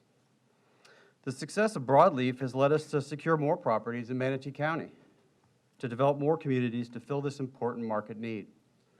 However, 100% plus increases in impact fees render it financially imprudent to see these new communities to fruition. As one of the financial stewards of our company, sudden and dramatic increases like this cause me to question whether moving forward with future projects in Manatee County is fiscally responsible. Instead, we may look to deploy capital in other counties in our building footprint. This will reduce the amount of homes available for our working families and hometown heroes who work and serve in Manatee County. One example I'd like to highlight is a long-defunct project called the Villages of Avignon on 28th Street in Palmetto. This property is roughly 29 acres, has 2 half-built and abandoned townhome buildings, and some of the development infrastructure already installed. It is a blighted eyesore, homeless encampment, perennial dumping ground, and a public safety hazard. In fact, I think it was just last week, there was a fire on the property where thankfully no one was hurt or no neighboring properties damaged. The majority of the property is owned by Manatee County, along with 2 separate private owners, all of which is uncovered by a CDD bond debt. And over the past 2 years, my colleagues have secured contracts for the privately owned lands, reached an agreement with the bondholders to acquire the bond debt, and worked with county staff to secure a contract to purchase the county-owned portions of the property. That contract was approved by the Manatee Board of County Commissions last year, in 2024, I believe it was in April. Our team, along with county staff, are working hard to clean up this blighted property, replace outdated infrastructure, complete the development of the project, and deliver attainable homes in the mid-200,000 price range. If impact fees are increased by this magnitude, projects like this are not financially viable. What could be a vibrant community of homeowners building wealth for their families will instead remain an eyesore, a public safety hazard, which generates zero tax revenue. In fact, it cost the county money, as evidenced the other night when the firefighters were called and they performed their job. Would it not be better that instead of responding to an emergency call to a blighted property, that same firefighter was to come home to his or her family, to a home that they call their own? Please vote no on this. Thank you. Thank you. Tony Brown. Good morning, Commissioners. I'm going to make it brief because I don't want to repeat what everybody else said. My name is Tony Brown. I'm Director of Warranty for Neal Communities. I also served in Desert Shield, Desert Storm. I'm simply going to ask you to do the right thing for your future homeowners, and this is not it. Please vote no.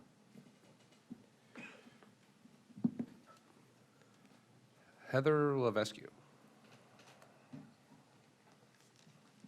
Good morning, Commissioners. My name is Heather Levesque, and I'm a resident of Manatee County. I work at Simply Dwell Homes as a purchasing representative. Briefly, I'll ask you to strongly consider the long-term effect this steep increase will have on affordability and accessibility. I appreciate your time, and I respectfully ask you to vote no. Thank you. Xander Devlin.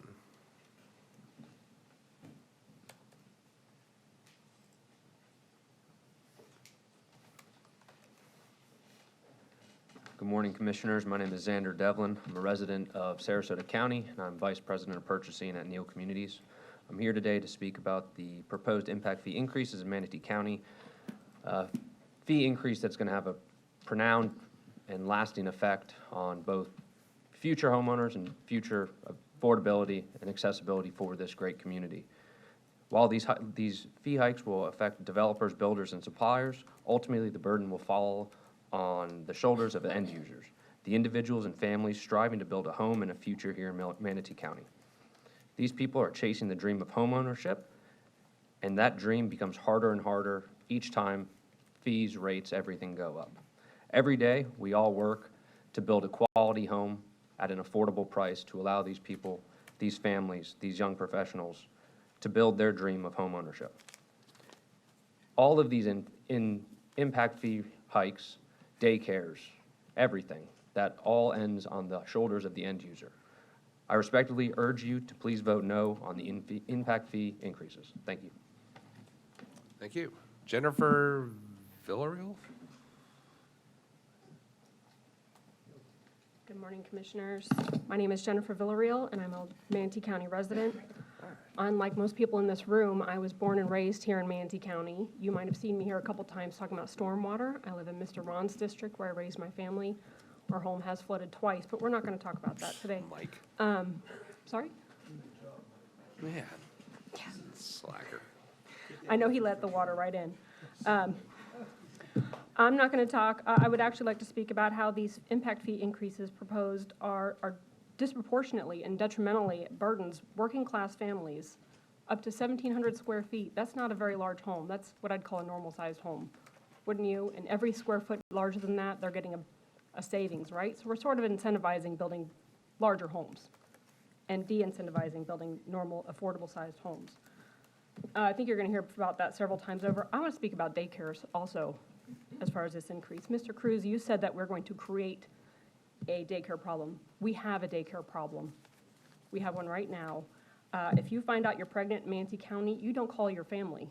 You call all your favorite daycares to get on the wait list immediately and hope by the time your baby is born, you're able to get a spot so you can go back to work.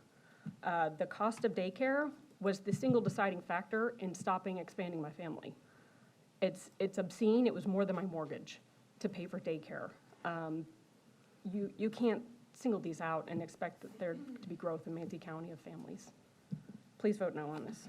Thank you. Christian Jennings. I don't think the only partial people are going to talk is true.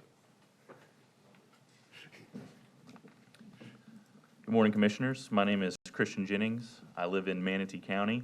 I'm the area sales manager for Simply Dwell Homes, and I'll be brief.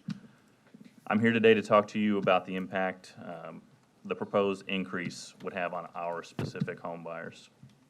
So we've moved in over 70 homeowners since May of 2024 in our parish community. Of those 70, 49 are true first-time home buyers. The impact of raising the cost to build the home has a direct impact on the home pricing that our buyers would have to pay. In the case of a first-time home buyer, affordability is the major factor that they have to deal with.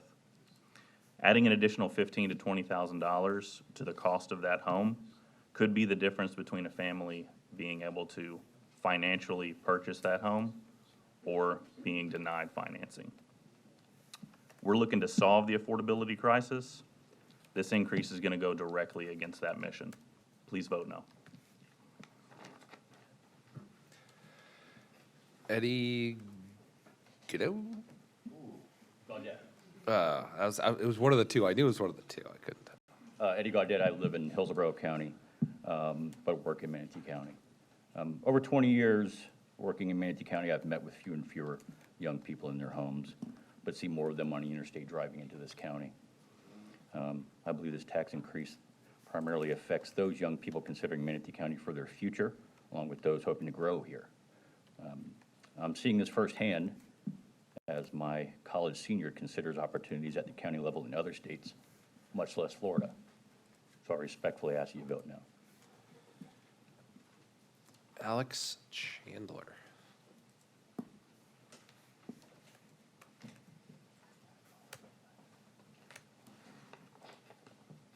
Good morning, Commissioners. My name is Alex Chandler, and I live in Manatee County. I am an employee at Simply Dwell Homes, Neil's entry-level brand, aimed at providing the opportunity of homeownership to the first-time home buyer. I want to speak today, though, not as a Simply Dwell employee, but as a Simply Dwell homeowner, as Simply Dwell provided my family the opportunity to purchase our first home in a great location from a trusted developer and home builder. Speaking from the perspective of a first-time home buyer, going through the home buying process was eye-opening. We're not your cash buyer. We're not buying our second home. We have student loan debt, car payments, credit card debt, making the approval process challenging. We scrape together savings, get help from family, or even sell personal belongings to have cash for down payment and closing costs, all of which are impacted by the total sales price of the home. Simply put, I believe that the proposed impact fee increases by Manatee County will have a detrimental impact on the first-time home buyer's ability to purchase a home at an entry-level price point in Manatee County. I also believe it's not fair to limit this opportunity for others pursuing the dream of homeownership. I'm against Manatee County's impact fee proposal. Please vote no. Thank you. Travis Urbanek. What? They're required to. It's just good. Close enough. I'll let it slide. I appreciate that. You get an extra 10 seconds. Awesome. I'm really looking forward to it. Good morning. My name is Travis Urbanek. I live in Sarasota County. One of the things I do want to touch on that was brought up earlier that I didn't actually have on here is the daycare. Daycare increase is going to be substantial. I actually did reside in Manatee County, and when my wife and I were expecting our third child, we started trying to find daycare around here. We ended up in Sarasota County. the commute for us to go to Sarasota County, to drop off the children, come back, was the reason that we ended up moving out of Manatee County. Not only the office being in Sarasota County, but one of the other things that I would like to touch on today would be the increase on the home ownership as well. If you increase these, the housing affordability is already one of the biggest challenges that we face in the building community. We should be promoting a responsible, sustainable development, not creating a financial roadblock that would limit opportunities for home ownership. Respectfully, I ask that you vote no. Thank you. Ed Vogler. Good morning, Mr. Chairman. Thank you for the opportunity. I knew how to say that name. Yeah, got it. I'm one of the voices you'll hear today from the Suncoast Builders Association, and I think that's a very large voice. They're the voice of the building, construction, development, and associated industries in this region. And you probably know the building industry is the primary driver of our local economy, the largest employing industry, and the main tax revenue of this region. So you need to be very careful about these increases. Now, you've heard a lot about affordability. Affordability in housing is more complex than has been represented, I believe. But it is the public policy question of our time. And when you talk about the greatest transfer of wealth from younger people to older people, it is exactly, Chairman, in the line of what you mentioned. You commented upon the gross sales price of homes in Manatee County and how an increase like this isn't the tipping point, right? That's focusing on the wealthiest people of our community. That ignores the pressure that is on the lower income people and the young people. And you've heard direct testimony about that. But most importantly, I'd like you to reflect on this for a second. The policy of increasing impact fees does nothing to improve the quality of life of current residents that live in the core of our community. As your study concludes, increasing new growth impact fees, quote, does not generate revenues at a level to correct existing deficiencies or to increase current levels of service, close quote. Your constituents complain to you when you run for election about traffic, and they ask you to do something about it. But this policy path does nothing to remedy those background deficiencies. There are other good and more responsive options that provide more balance to this question, and I ask that you consider these. I'd like to supplement a little bit what Mr. Neal said. First, we should focus on the urban core with the goal of alleviating on-the-ground deficiencies that are felt every day as part of our community, other than the new growth areas. We should carve out a dedicated revenue source, either from the general funds in part or from some of the 6 other options that were mentioned here today. Bond that money to fund current projects and provide immediate relief to residents and directly respond to their frustration. Over the past 15 years plus, ad valorem tax revenue in this county has really skyrocketed. But to my knowledge, there is no road building plan to use any significant portion of these additional funds to fund roadway capacity and to respond to the backlog. If there is an immediate crisis, it's in the backlog that has not been addressed, and this cannot be funded by increases in impact fees. This is an unbalanced approach. The public-private partnerships are balanced. That's where you use the savvy of the local developer that wants to build a new community and combine it with proportionate share funding from the county funds, and that would be responsive.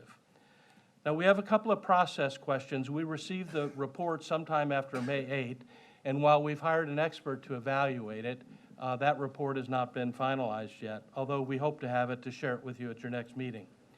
Many people wonder what has changed in such a short period of time since the fees were recently raised. And we wonder whether a board decision so recently creates a discretion estoppel that belies extraordinary circumstances.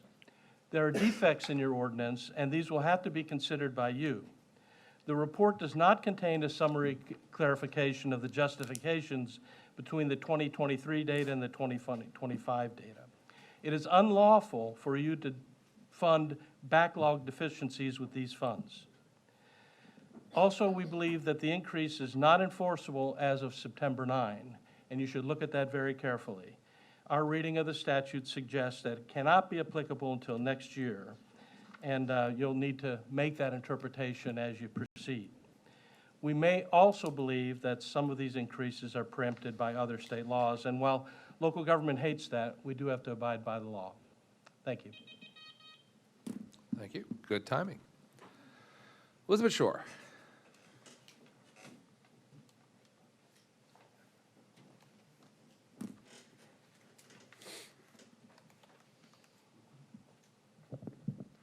Good morning, Mr. Chairman and fellow commissioners. My name's Elizabeth Shore, and I'm the Executive Director of Gulf Coast Builders Exchange. Excuse me. I'm here today to speak to you on the decision you're about to make about impact fees. We understand that these fees are necessary for government to build the necessary infrastructure as a result of the growth that the county is experiencing.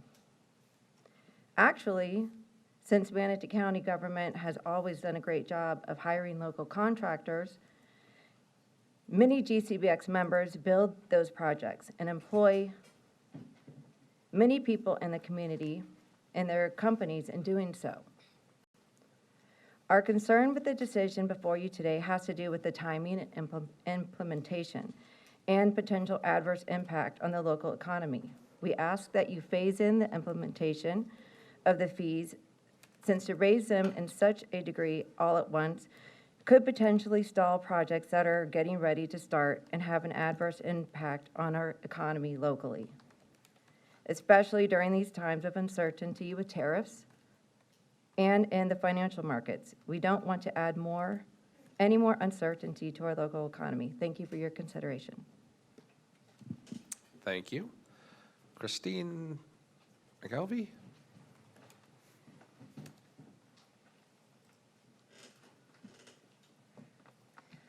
Good morning, Commissioners. My name is Christine McKelvey, and I live in Manatee County. I'm here today because the proposed impact fee increase is a threat to your constituents, people who want to be able to live where they work. I built a home 13 years ago. Since then, it has more than doubled in value. While that might sound great, it's absurd. Homeownership has become unachievable, a pie-in-the-sky pipe dream for those who are the same age that I was when I purchased my home. I have an employee who just got married this year, and she and her husband are apartment hunting, not house hunting. They have no idea when or if they will be able to afford to put down roots and live in this area with dual incomes. These fees are a tax on new homes, and they will drive away a generation of Floridians from the area. Right now, this community is incredibly price conscious. Families are feeling the strain. Interest rates and skyrocketing insurance premiums are already making monthly budgets difficult to manage. These new impact fees would only pile on top of those already unsustainable costs. Fees will get passed directly to those who are trying to build a life here in a housing market already facing affordability challenges. I understand the need for responsible growth, but this proposal would make it harder, not easier, to do that. I respectfully ask for you to vote no. Thank you. Thank you. Michael Capercio.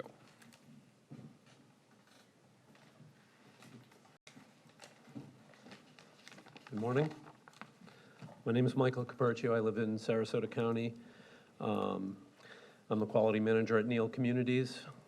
I'm here to speak in opposition to the proposed increase in impact fees. My wife and I moved to Florida about 5 years ago. Two main reasons: obviously the weather is beautiful here, and the affordability that this area offered. Over the past several years, we've seen steady increases in property taxes, homeowner insurance, interest rates, and all the other things that associated with inflation. these pressures, have already made homeownership increasingly out of the reach for many working families, individuals, young professionals, and most people.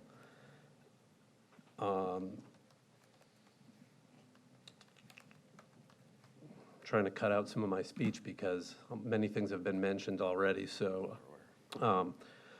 But beyond that, the building industry not only offers me a job, but it offers jobs through many of our trade partners, as you know, suppliers, manufacturers, sales. I mean, it just provides so many jobs.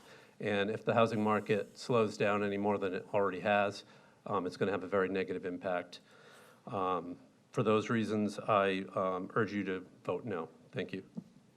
Thank you. Andy Lasada? What happened to only part of these people are going to talk? Everybody's talking. They're all from the same group. We got two more after this. That's 4 people on the phone. Good morning. My name is Andy Lasada, and I'm a Manatee County native. My wife and I were born and raised right here in Bradenton. We are now raising our 2 daughters in the same town that we've called home from day one. As a project manager, I understand how impact fees work. It's plain and simple. Increasing these fees drives up the cost of building homes, and that cost increase is passed down to consumers. But here's the thing I'd really like you to think about. Increasing an impact fees extends well beyond the construction site. It leads to a wide scale of unaffordability for working families and young people. These are the very people who are vital to our workforce and our community. My very own 2 daughters are the age of 13 and 17, may not be able to ever afford to live in our hometown. As young people who are just starting out, they won't be able to afford the basic housing, and neither will most of their friends. We're talking about pricing out an entire generation of young people. The American dream will be reached for them unless they move somewhere else. My wife and I love living here. Our children love growing up here, and I hope and pray they'll be able to stay here. We all support responsible growth, but raising impact fees creates a barrier to that goal. It sends the wrong message and would be detrimental to future generations. Please vote no on rising impact fees so we can keep Manatee County affordable and livable for all. Thank you. Thank you. Well, Bill already spoke, so he doesn't get another shot. John Collier.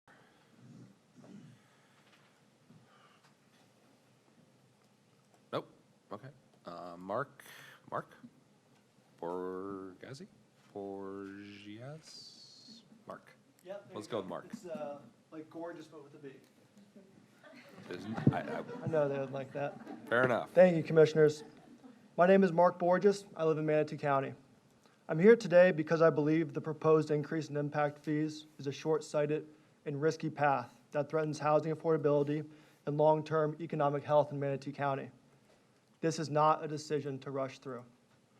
Manatee's housing affordability is already strained. Adding tens of thousands of dollars in fees only worsens that crisis. We're not talking about luxury homes. This hits everyday families, first-time buyers, and working professionals hardest. They're the ones who can't afford another $300 on their mortgage. As a father of 3 young kids under the age of 8 and a husband of a career teacher, living right here in West Bradenton, I see the pressure every day. Groceries, insurance, utilities, everything is going up. More than doubling the impact fees to a new home, that is not manageable for most families. It doesn't matter if you're a teacher, a nurse, or a deputy, you're getting priced out of the community you serve. This is about making growth work for everyone, not just those who can afford a $2,500 a month mortgage. And we've seen this story before. The long-term effects are clear. Less housing gets built, and what does get built is out of reach for most. These fee hikes also distort the market in real time. Builders delay or cancel projects, small contractors get pushed out, and the downstream impact on jobs, local businesses, and tax revenue is real. It's not just housing. We risk pushing out commercial investment too. Higher fees raise rents and slow job creation, especially for small businesses just trying to get off the ground. In 2024, this board wisely chose to stick to the statutory 50% limit. That decision struck a balance. Now we're being asked to throw that out and raise costs even further in a county where we already have one of the higher fee burdens in the region. If our goal is smart, sustainable growth, we should be looking for ways to streamline permitting, improve planning coordination, and leverage other infrastructure funding, not overloading new home buyers with upfront taxes disguised as fees. Moving to Florida gave me something that I didn't think I could have a shot at, the American dream, home ownership. Before I came here, I was a high school teacher in Northern Virginia, working hard but constantly feeling like home ownership was out of reach. I'll never forget the day in 2015 when I landed in Florida, got into an Uber from the airport, looked out the window and thought, this is the first day of the rest of my life. For the first time, the financial anxiety started to lift. Florida was not just a new address, it was a new beginning, a place where someone like me could build a future, own a home, and raise a family. Neil is here because we are a local business. We care. You don't see the Nationals here because they don't care about Manatee County. They'll go somewhere else. Their people will go somewhere else. You call these fees a variable, essentially a byproduct of the invisible hand of the market. But this is a variable that we can control. When we add $30,000 to the cost of a home, we're not just talking numbers. We're closing the door on young professionals and essential workers, even the ones sitting in this room, who just want the same shot I had. For the sake of affordability, economic competitiveness, and Manatee County's future, I urge you to please vote no. Thank you. All right, John Collier, last chance. Anyone else in here? Oh, my Lord. I'm sure these are going to be materially different than the other comments. You knew I was going to come up. I was surprised you weren't on the list.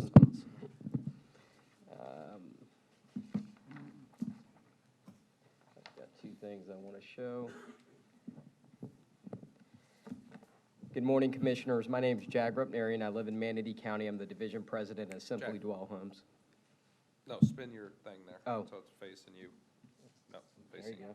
other you. There you go. There you go. Good. All right.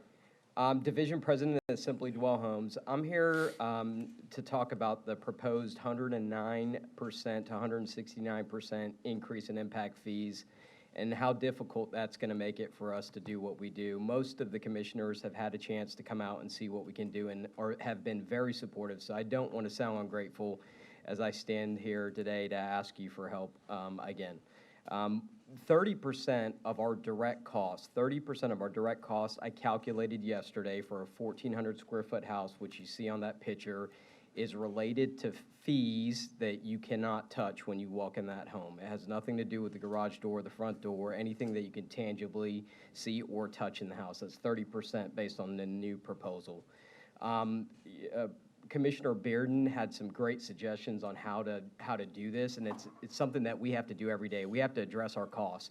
If we don't like the top line, we have to go after our costs. We can't raise our prices. We haven't raised our prices. We've had to go down in pricing to be able to continue to sell homes in today's market. Our buyers are challenged by a lot of different things. Cost, one, but there's other factors out there. There's interest rates. There's other things going on that are affecting our buyers. I don't want to do something that is going to put more of our homeowners at risk of home ownership. As everyone knows, home ownership is the foundation for building wealth long-term, and higher fees make that harder to accomplish. We want to be a part of the solution at Simply Dwell Homes. We have thoughts, ideas. I think competitively bidding and managing your cost is the best way to control retail pricing and improve the bottom line. So that is a great suggestion. What I want to show on the slide right here is what it would do. These increases would take a house that we currently sell for $304,990 to $316,676, right? And that's based off of Southwest District. Your study shows the Southwest District, which is the lowest cost district in impact fees. Most of the activity related to first-time home buyers is in the Northeast District, which is the highest priced district. Your study does not show what the impact is going to be in the Northeast District currently. We suspect that that spread will be what it is today, which is about $2,500 to $2,900. So what I show here today is going to be a $30,000 proposed impact fee. That's $15,000 increase on a 1,400 square foot house. This home, the reason I'm showing this home is because this home actually sold yesterday. So this is who we're talking about. These are real people that want to buy a home. This person purchased a home yesterday at that price, and this is the exact home that I'm talking about. This is the 1,400 square foot home. So these are the people that are affected, and I urge you to be cautious with this increase and vote no. Thank you.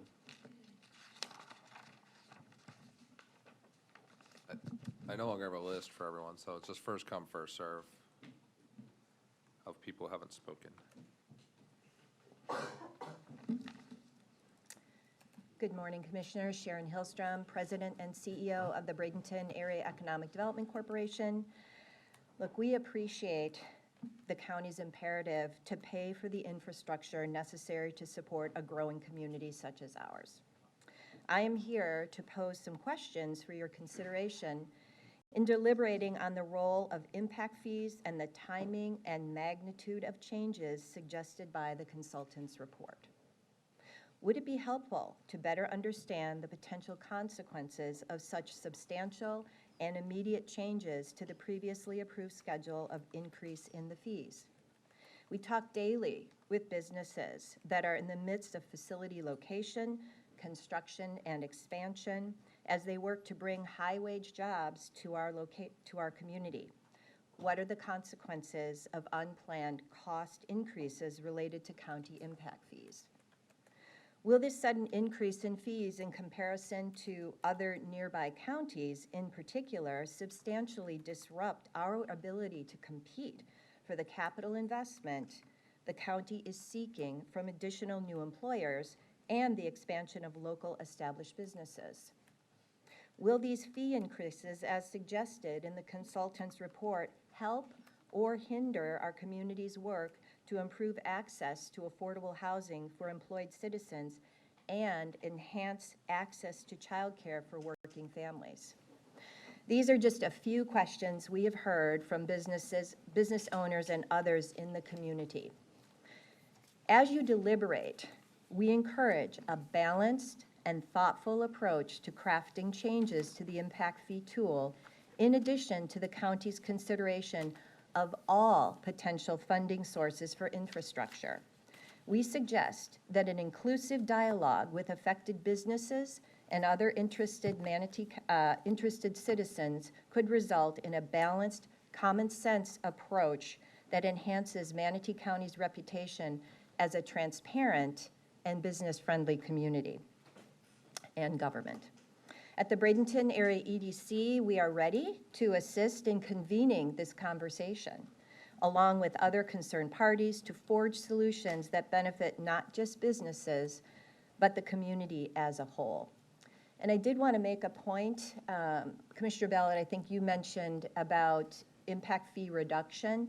We actually do have an incentive currently in place that was created back in 2009 that does provide impact fee reduction for our target sector industries, which are advanced manufacturing, aviation, aerospace, corporate operations, tech, and sports performance. Thank you.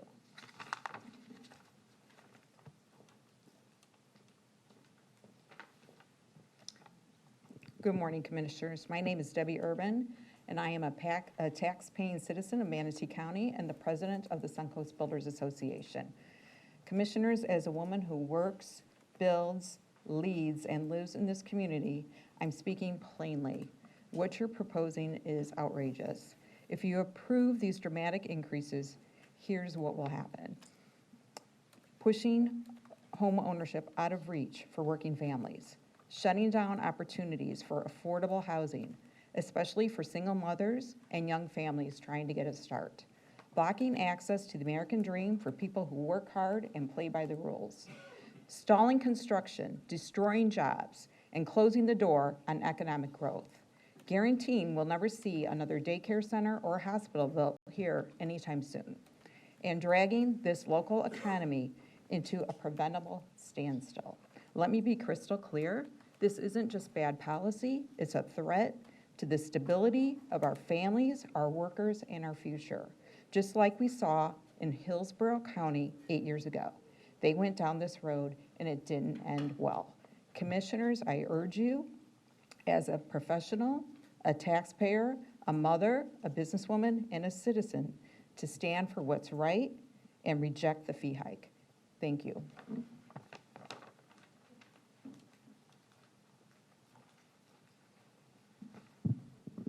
Good morning, Commissioners. My name is Michael Thomas. I live in Manatee County, and I am the purchasing manager for Neal Signature Homes. At Neal Signature Homes, our mission is to build high-quality homes that meet the needs of families across Manatee County. We understand the importance of infrastructure investment, but the proposed increase in impact fees on top of the challenges we already face poses a serious threat to housing affordability in our area. We are already seeing significant cost increase in construction materials, and we're bracing for additional impacts on impending tariffs. On top of that, some of our most essential construction trades are being priced out of our area due to the rising cost of living, resulting in longer travel times and higher labor costs. These pressures are converging at once, and higher impact fees will only compound the problem, adding thousands of dollars per home and putting homeownership out of reach for more families.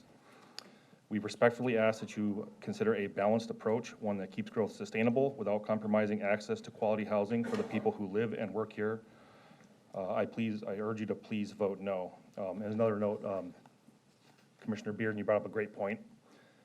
I deal with bids all the time, and you really brushed on a good point about only having maybe one bidder or one person doing all the work. You always want to have more than one, not even just for competitive reasons, just to keep everybody honest. And there's two words that can bring the numbers on that Excel spreadsheet more realistic, and that's do better. You always tell them to do better, and they will. Thank you. Please vote no.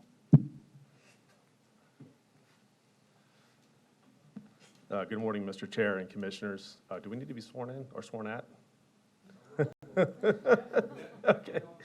My name is Michael Stevens. I am Vice President of MI Homes of Sarasota. I am a Sarasota County resident and native of Sarasota County. The county's proposed land development code amendment pertaining to another significant increase in these impact fees is burdensome and will have a direct and adverse impact to both housing attainability, we talk a lot about affordability, but attainability also, and the employment picture for the county.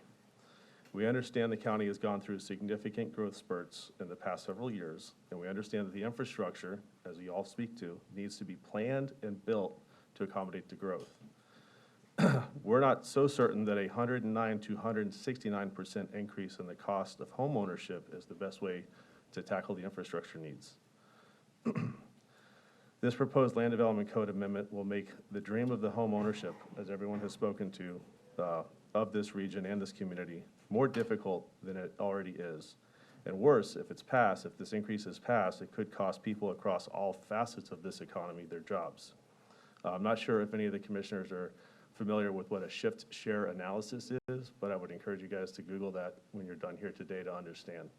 And as Mr. Neal said, our industry wants to help. We want to help the county. We want to help the infrastructure needs. We understand how difficult things are. I was actually at Sarasota County yesterday and didn't mean to be insensitive to laugh at the irony of them being frustrated by the Army Corps to get a permit to dredge out Philippi Creek.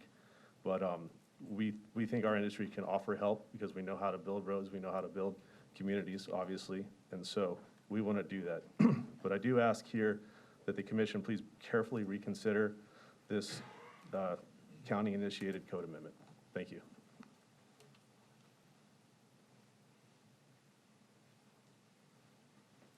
Hello, Commissioners. I'll be quick. My name is Greg Crawford, and I'm a Sarasota resident. I am the president of MI Homes. Really just wanted to come here today to say that we're here. We're in this with you. We do want to work with the county. We want to improve it. We want to do everything we can as far as building infrastructure, doing it the right way. I can't add anything but what has been said here today. Just to know that you have our support, and we want to work with you, not against you. That's not the fight. If we do this together, I think we're going to accomplish a lot more. So I do request that you do vote no on this proposed increase. So thank you.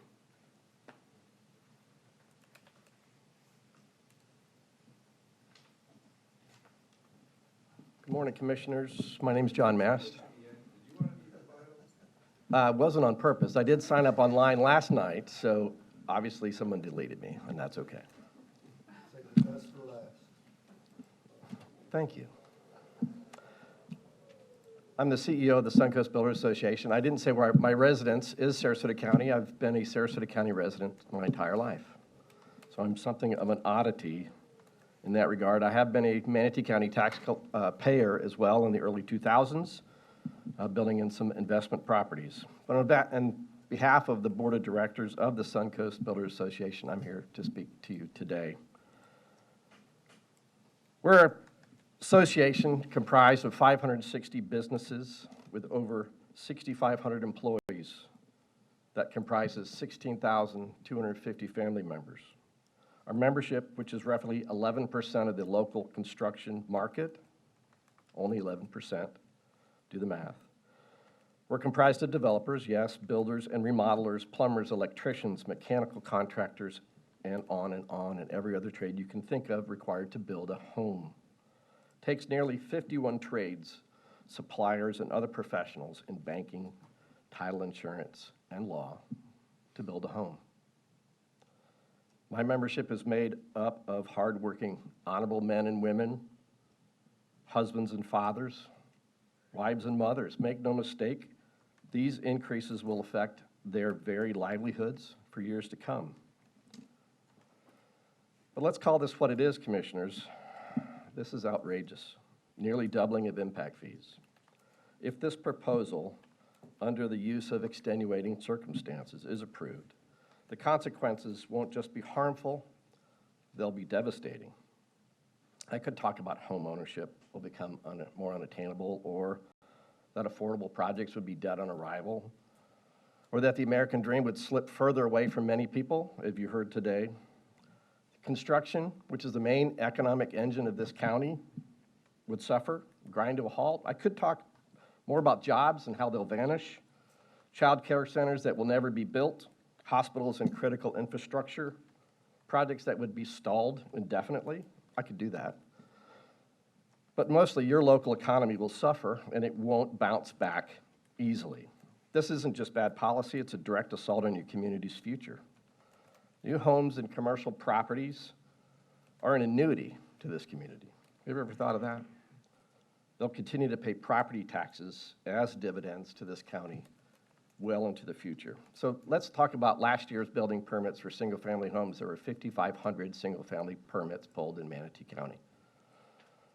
When completed, they'll give you $44 million in impact fees and over $220 million a year, every year, once they're completed, every year. What are you going to do with that money?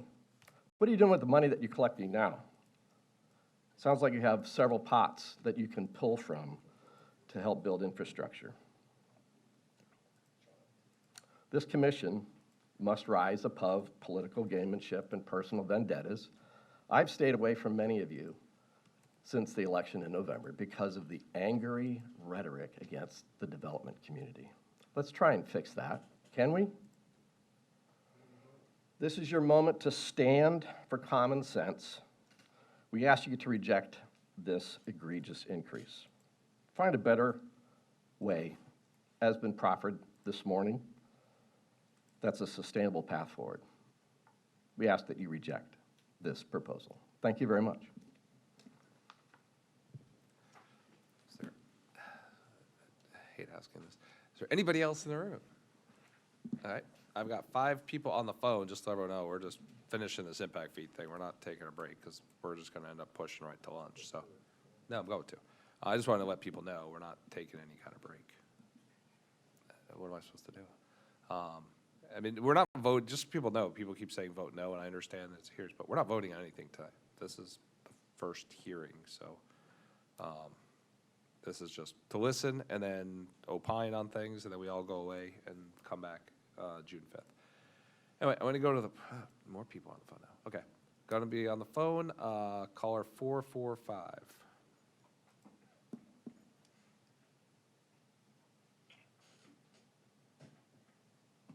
For the record, Glenn Gatsby, Gibellina.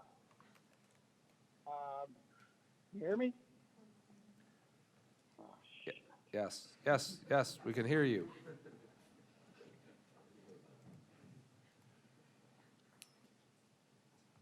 Glenn? Glenn's gone, all right. Caller 309.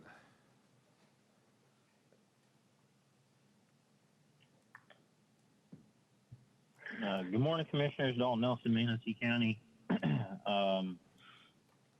I want to touch on some things that I've heard this morning in regards to this impact fee. I've heard developers sit here and talk about, that they want to push a quality product and that everything is going to stagnate because of impact fee increases.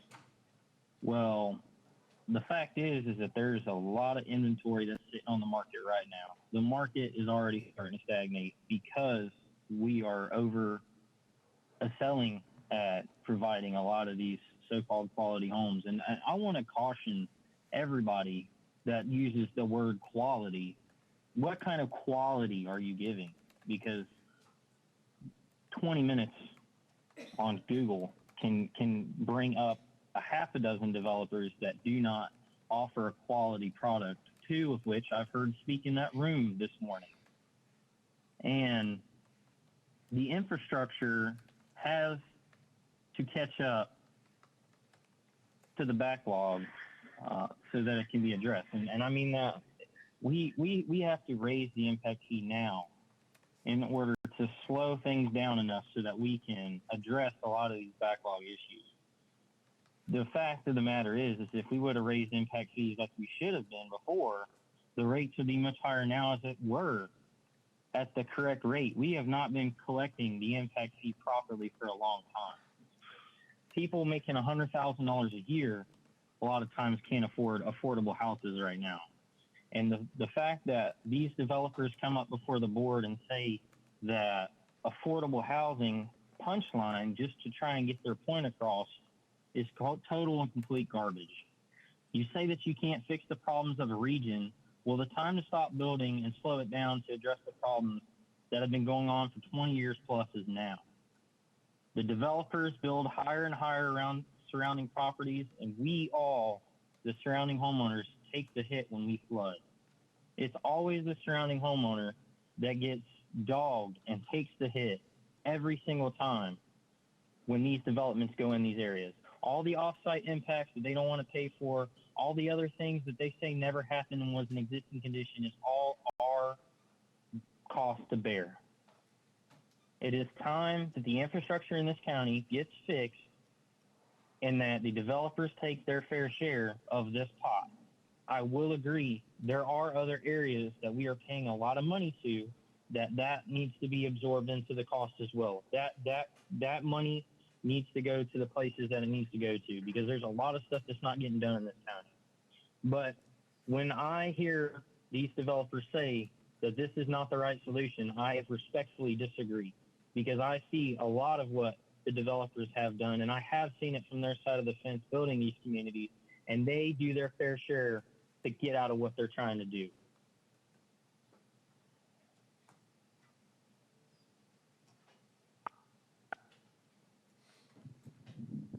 All right, caller 979.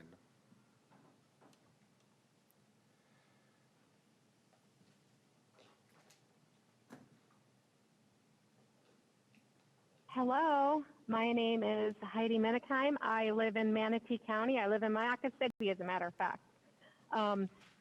Listening to all of these people that work for these developers up there talking about how horrible it is to raise the impact fees. Well, we all know the impact fees need to be raised. We are driving on roads that are not made for all the traffic. We need traffic circles on every intersection, it seems like, with all of the building that keeps going on. We need to slow down the building. None of it's affordable housing. Affordable housing is, what, 150,000, 200,000. These communities are not building houses like that. These houses are 350 and up. And currently, there's over 9,000 homes available in Manatee County that are for sale that have not been sold. And yet, there's still how many more in the works that have already been approved by the previous board? That adds more cars to our roads. The roads are not, they're not made to handle the traffic. And when these builders come in and they build these roads, like Bourneside, for example, perfect example. Bourneside was put in and it's raised up. And when they hit State Route 70, 70's low. And then the other side of that road's high. Do you know how many accidents have been there? Because the infrastructure was not built and it was never addressed and the money wasn't there. The impact fees need to go up.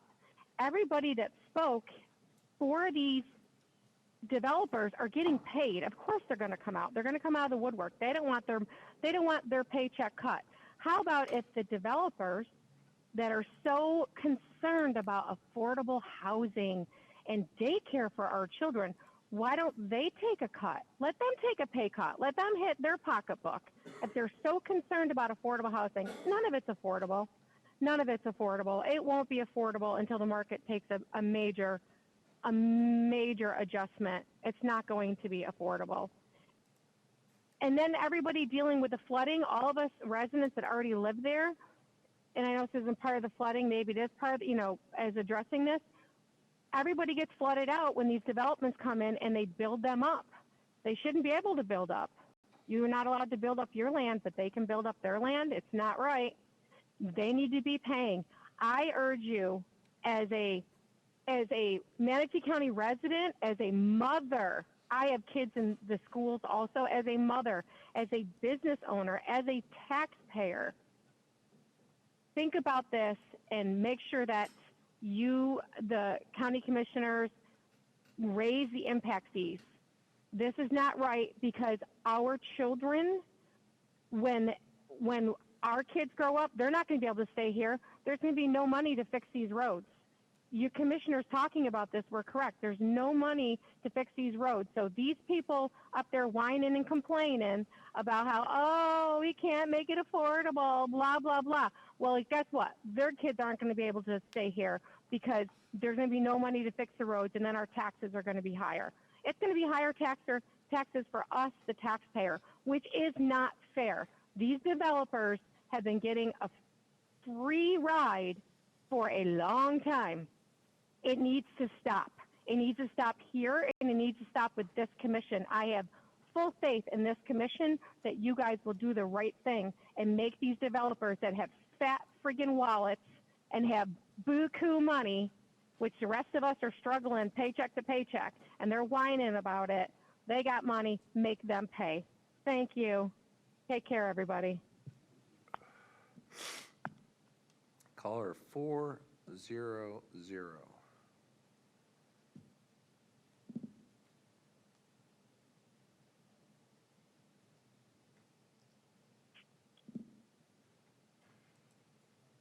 Good morning, Chairman.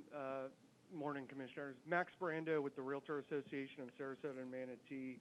Apologies I couldn't make it in person, but just wanted to call in and give some input. The Realtor Association of Sarasota and Manatee, we represent over 9,000 realtors and real estate professionals in the region. And just wanted to give some background because there's been a lot of discussion about housing, and we're actually in a unique position to actually have data on housing, supply levels, median prices, et cetera. But first I want to backtrack and just talk about the last decade. The hot topic over the last couple of years has been affordable housing, and specifically the housing crisis. But it all started way before, a couple of years ago. One of the reasons we got into the housing crisis is because the decade following the 2008 recession, and then this isn't unique to Manatee County, but across the country, the supply of housing lagged, and the supply built wasn't to the necessary levels to keep up with demand. So the end result was that we got underbuilding, and we've seen the last 5 to 6 years crisis levels of supply to meet that demand. So just for some context, housing economists suggest that a equilibrium market is about 6 months supply. So if you all remember, when the market was white hot a couple of years ago, prices were soaring, et cetera, that was due to a lack of supply. Just for specifics, we had I think at our height, we had 0.8 month supply levels of housing. That's about a little over 3 weeks. So that's way under equilibrium. And there's been a lot of discussion that we have oversupply of housing, we have a gluttony of housing. Well, just for reference, we have 5.2 months of supply currently. So we're not even at equilibrium yet. We are just getting our feet underneath us in terms of supply levels. So, while the growth may seem drastic, we really, that's the market just meeting demand. And we're just at that point where we've met that demand. So, I suppose our concerns with increasing housing costs is it could do one of two things. You could reduce the supply of inventory built, which, given supply and demand, is going to increase costs, or, which I believe has been mentioned a couple of times earlier, or the cost will be borne by the end user. These businesses will they're not going to take it on the chin. They will pass that on to the end user. And just for reference, the median price last month in Manatee County for a single-family home was $506,000. That's not affordable for a lot of people in Manatee County. So pulling these levers that could reduce supply or increase costs, we would just like to caution the commission on putting more financial barriers to housing. And just to be clear, this isn't to say that the commission shouldn't find ways to address infrastructure issues. We would just ask that the commission address those issues without increasing housing costs. Thank you. All right, 670.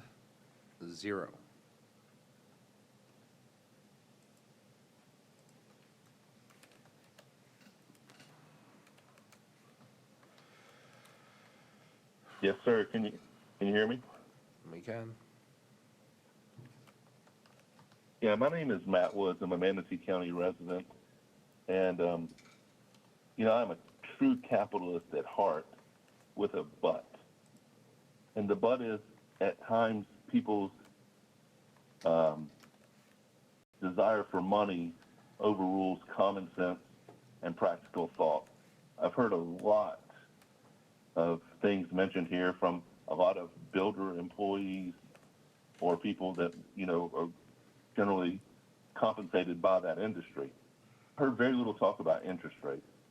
Interest rates will affect the housing prices probably more than any other thing. I mean, right now we're generally perceived to be in what they call a lock effect, given you have so many people, not just in Florida, but across the country, in these 2% and 3% loans. Who's going to trade out of that unless they have to for a 7%, 8% loan? So I think that is really an area should be focused on. We have had astronomical growth here. Yeah, my house is worth more. Is it truly realistic growth? I don't think so. I don't think it's in jeopardy like what happened in 2008, but I do think it's suspect, and I don't think it's sustainable long term. So I think truly focusing on the interest rate effect, which, yes, that could bring even more houses on the market, but truly, when the developers have competition from existing home prices, from existing homes on the market, yes, it could add a lot more supply for a short amount of time, but eventually it's going to bring home prices down. And all you got to do is a simple Google or AI search, and you can find that this will have a much more greater impact on home values, home prices, than this incremental increase in impact fees. I've been a Manatee County resident since 1994. I have seen study after study by board after board, and then we don't really use the information generated from our study. I think it's time to stop that. I think the data in the report clearly shows there's plenty of projects and ways to spend this money. I encourage you all. I can't tell you how many ways my neighborhood is affected by this overbuilding. My wife is a local Manatee County teacher. Our schools are crowded. Yes, there's construction being built, but we're not going to catch up for a while. People have talked about roads. People have talked about, let me give you another unintended consequence of this overbuilding. Our neighborhood, we're fighting wild hogs now because 3 different sides of our neighborhood are being woods and places where animals live. So it's forcing the animals into new places. In turn, my HOA is spending, I think we're up to $4,500 so far this year on trapping hogs to keep them out of people's yards. And that's just one of many unintended impacts. Our public works department and other places can't keep up with all of this growth. It just goes on and on and on. I know we're not here to just talk about that, but I would strongly encourage this board to look at some of the effects of interest rate. Let's do what the recommendations in the report, and let's live with the consequences. Thank you.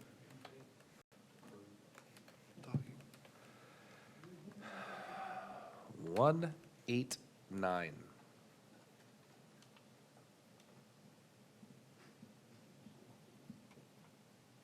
Good afternoon, Commissioners. Can you hear me? We can hear you, Don. Thank you. My name is Dawn Kitterman. I'm a resident of Manatee County. I first moved to Manatee County in 1989. I'm calling today in my capacity as a longtime resident of this county. Wasn't intending to call, but listening to the discussion, I felt that there was maybe just something I could lend a little bit of personal perspective to. In terms of the concerns, and I want to preface this by saying I am pleased to hear the Commission speaking of concerns about childcare and preschool, and there is a real shortage of that.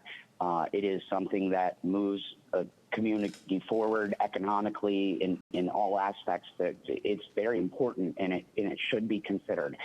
I feel like, for me personally as a citizen, while impact fees and considerations about the real estate market and home values and all of these things is really not my lane, preschool, however, I have some experience with. And in fact, I taught for many years in preschools, but I also worked in the administrative level of preschools. And so I wanted to offer, in consideration of what impact this could have some are alleging it will just bring it all to a screeching halt. When and if staff and the Commission goes to review data concerning the existing preschools and daycares in our community, please look at how many of those are new construction businesses. Because many that I have worked in, and I could name a handful just in this county over the past 30 years, those are establishments that were created in existing buildings, like converted houses in residential neighborhoods, converted churches, existing business complex, strip malls. And I would guess, based from my administrative experience there, that the reason is because preschools and daycares are not profit generating like, say, an economic stimulus such as bringing Amazon to the community. They don't have the money, with or without your impact fee increase, to construct an entire building to to be feasible to even run a daycare. That is why they're working. So it is my layman understanding that impact fees impact new construction, not existing construction, not remodeling of something to repurpose what's already exists. So I wanted to add that context and ask that if we're going to explore what the real impacts of that are, because I think that's an important thing to understand, look specifically at how many preschools and daycares in our community are being operated out of a build that happened specifically to make it a preschool or daycare. Thank you. Thank you. 7, 5, 0.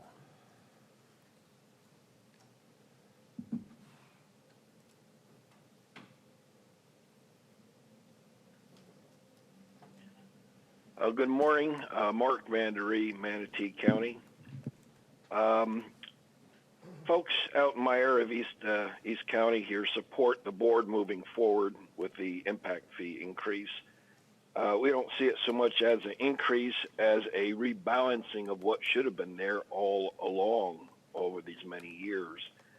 For too long, the county has been essentially subsidizing, giving welfare to these robber baron developer billionaires and not having them pay their fair share for their development and how it impacts the county infrastructure.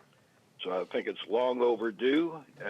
Yeah, it may be a little bit painful at first, but they've been getting this windfall for so long. They've been getting a free ride essentially and not paying their 100%, their fair share of what should have been impact fees all along.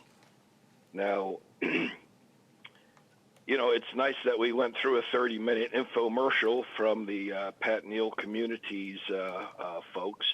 If I was a billionaire, I'd get 20 people and pay them come down here to the county and talk about why we need to have the impact fee increase, why it's so important to the neighborhood overall and the community overall in improving the infrastructure and the livability of the community going forward.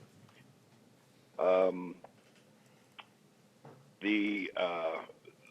of the speakers on behalf of the building industry were saying how bad a rap they've been getting recently or over the last couple of years, and certainly the last election cycle, and being the bad guys. Well, they brought that on themselves. The building community has been very disrespectful to the existing residents of the community, of the county. I've had a developer to my face say, I'm sorry, we're effing up your neighborhood, but that's what we do. We build houses, we rip down the natural Florida landscape and put up palm trees, bring people from out of town because that's what they think Florida should look like, and that's how we sell the houses. And that's just wrong. And this is something they've brought on themselves for so long. And being the recipients of this corporate welfare for so many years is just gotten to a head, and it just has to stop. Now, when it comes to private-public partnerships, with regards to building the roads in some of these communities, the developers are doing a really, really poor job of building some of these roadways. You go down Uline Road and some of the roads down University Parkway, like with Ranch Boulevard, those roads have fallen apart already. They're not that old, and they got potholes. The county's on the hook for repairing them, filling the potholes, repaving them. It's a lot of cost involved. So, yeah, maybe the builders, developers can build roads a lot quicker without a lot of red tape, but they don't last long, and they flip it over to the county, and now we're on the hook for making these things usable down the road. So again, I want to commend the commissioners for holding the ground and getting the building industry to start paying their fair share of the infrastructure costs for the development that they're bringing in. And as you saw, you know, some of these developers are chameleons. You know, they tell you what you want to hear when you want to hear it at a particular time. We've heard it before with developers saying, oh, I'm a lover, I'm not a fighter, but then 2 weeks later, here they are fighting tooth and nail, bringing in Tallahassee to bring the curtain down on folks. That's, you know, that's not being very upfront about where you really truly stand. And commissioners and developers 1 week saying, oh, we're 100% in favor of us paying our fair share for impact fees. And then 2 weeks later, when it comes down to it, oh, we don't want impact fees. It's going to disrupt the entire economy. everything's going to go to hell. Well, I can tell you right now, we can't continue like we are going right now without putting something towards the infrastructure. Thank you very much. Bye. Hearing's a hearing, man. All right, let's see if we get something different. 445. For the record, Glenn Gadfly, Gibellina. Let me bring up some facts here. These developers have been taking advantage of the taxpayers in Manatee County for decades. They have influenced previous boards of county commissioners, and they have never paid their fair share of impact fees. Now we have a new board that wants to move in the right direction. They're coming out of the woodwork. It's unbelievable. And the canned speeches, I was watching, you know, the folks that were coming in.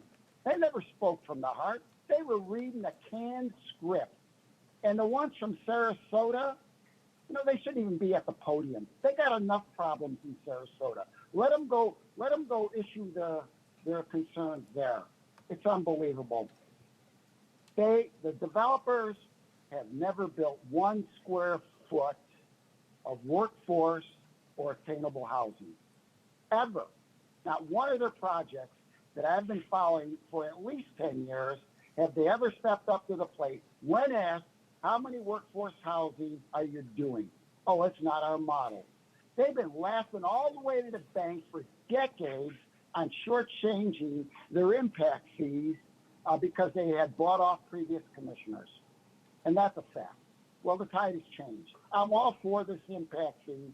It should be implemented. The other thing they're all crying about, oh, it's unattainable.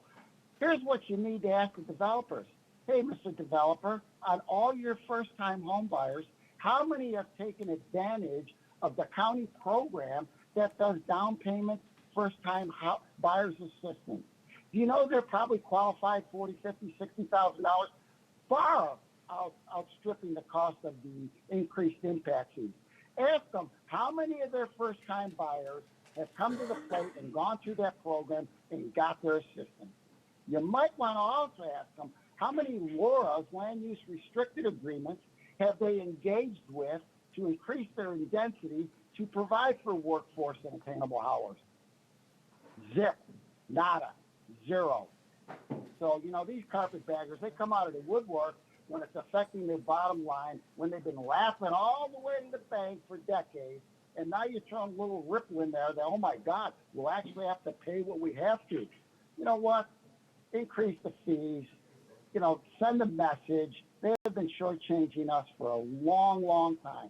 And all these guys that work for these developers, have they ever been on a big construction site and talked to the 68% of illegals that are hanging drywall and painting and doing the concrete work?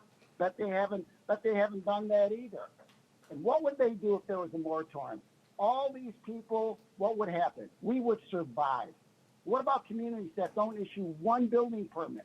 They survive because they have existing businesses. Roads is another story. You could have another 2 lanes on everything. We would still be overcapacitated.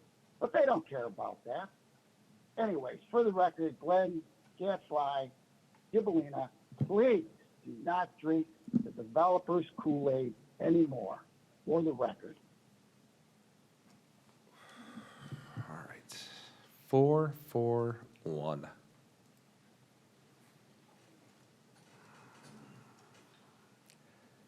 Yeah, all of you get up and leave. We're still here. Yeah, I see what you're doing. Good afternoon, Mr. Chair. Anthony Shulo, Manatee County resident. I'd like to just take a minute to commend the public involvement here throughout this process here. This step that you guys are taking is a clear mid to long-term strategy. What you're doing is leading. Your board of folks up there is leading. It's not easy to do that. Tough decisions are hard, right? Making the choice to do this is leadership, and I love seeing you guys come together. So thank you for doing that. This is a strategy. That's what leadership is. It's not just on a whim. It's a whole of government approach. That's our county government. That's commendable. It's clear that the baseline needs reestablished. I mean, you don't even have to have a degree in finance to understand that we need to reestablish the baseline here. And I also think it's very rich to imply that $180 for affordable housing will then make it unaffordable. Many of these homes that we're talking about here, and they're trying to squeeze into this affordable one-size-fits-all project scope, is many of these homes, they'll be in flood zones. And as the topography changes, those flood zones are going to incorporate them. If they weren't in one when they bought, as they change flood zone mappings, guess what? That family that bought that affordable home now gets a bill for $3,000 or $4,000 that they have to now have flood insurance because it got moved because the next neighbor built higher than they did and flooded them out. Low-lying areas are the target for these developments because there is no more high ground.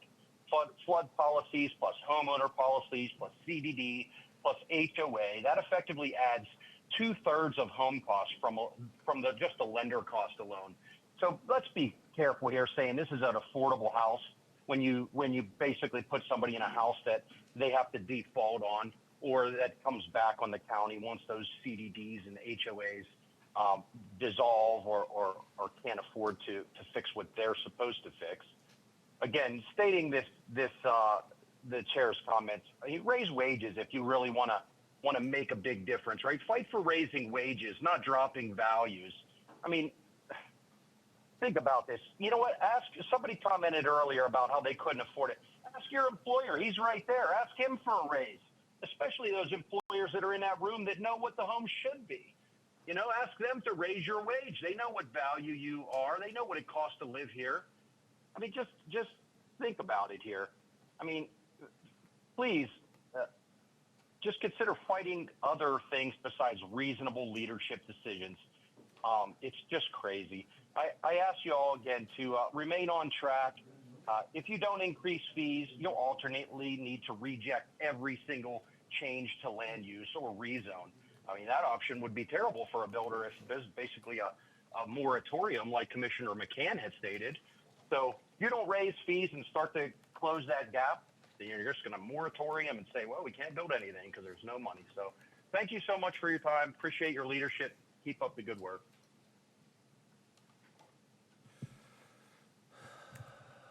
900.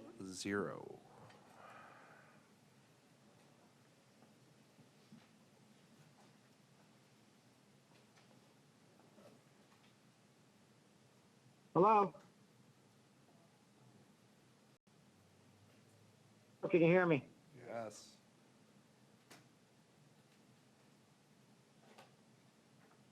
Hello? We can hear you. Okay, hey, great. Hey, this is Garrett Ramey. I haven't called in for forever. And, you know, this is a topic that I was drawn to at least put my 2 cents in. I guess you can say, look what I've created. I mean, I'm hearing phone call after phone call coming in here, citizen after citizen saying the same damn thing. So it's no longer me as a lone wolf requesting a moratorium on development. So what I want to do is just kind of reflect back to the election when we elected you. We sent out a candidate survey, and I'm just going to cover one of the questions on that candidate survey that read, without collecting 100% impact fees, what will you do to ensure the citizens are not left to pick up the tab for this new big government, crumbling infrastructure, and consequential environmental issues that come with this type of favoritism? How are these conservative principles? Today, I'm going to reflect with Commissioner Sadiq's response to that question. And he stated we need to collect 100% impact fees.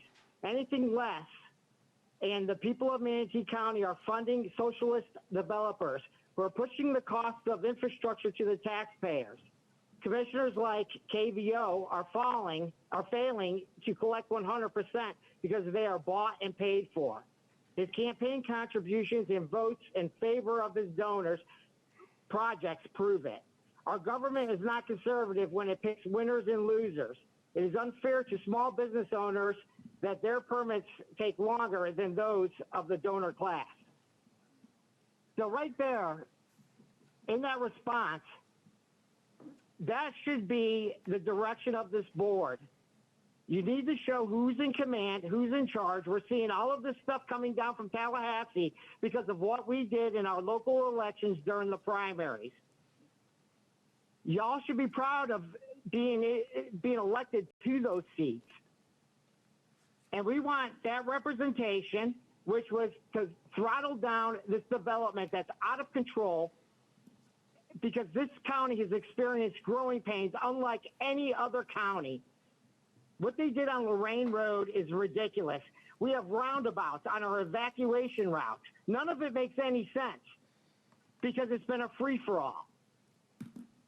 Now, when we pushed through the FDAB on November 18th, 2021, that was outrage.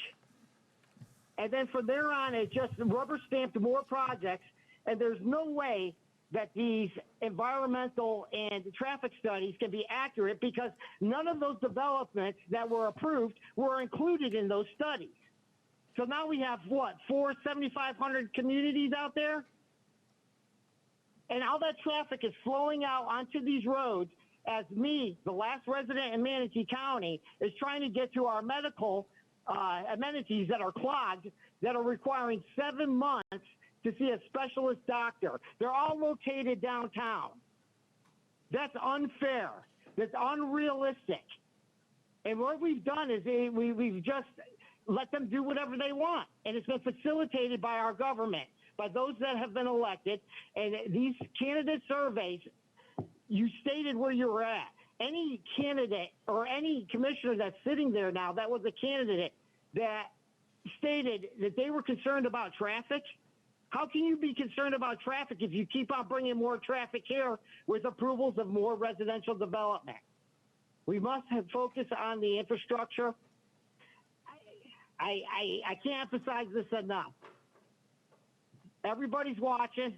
Everybody's witnessing what's going on. Show who's in command. Show who's in charge.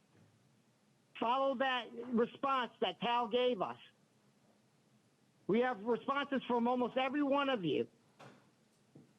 Follow just honor your oath and your respect, and respect us because we're the ones that put you in that seat, not them.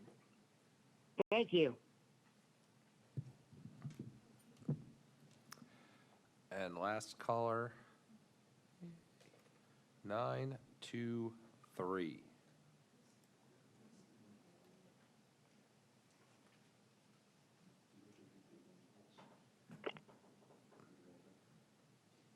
Hi, my name is Stefan. I'm a Manatee County resident. I actually live in the village of Manatee County, or a parish, if you will. And I also sit on the PCA board. I've been listening to this whole meeting via the Facebook live stream. A couple key things I wanted to touch on that Pat Neal had to say was the Fort Hammer Road that he built. The Fort Hammer Road is a constant problem. It has way too much traffic. It wasn't built to handle the increase of homes that he is now building. It was built to handle the homes that we have currently. So he wanted to boast about how the county owes him money for Fort Hammer Road, but yet it's still not done. We still have problems that are going on Fort Hammer Road. And as a resident of Manatee County, I look at it for my kids, I look at it for my businesses, I look at it from all different aspects of it. We have sewer problems in the village. So we have Pat Neal, who, has built all these homes around the village of Parish, if you will, but yet the village can't even get sewer.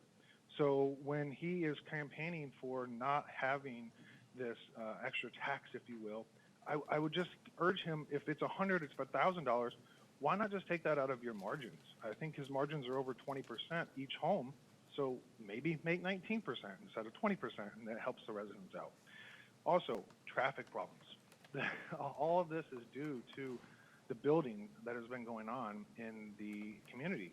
All these extra homes that we have, all these extra people that are moving here, we have huge traffic problems. And a 15-minute drive into Palmetto now takes 45 minutes to get there because of the extra traffic that all these extra homes are coming in.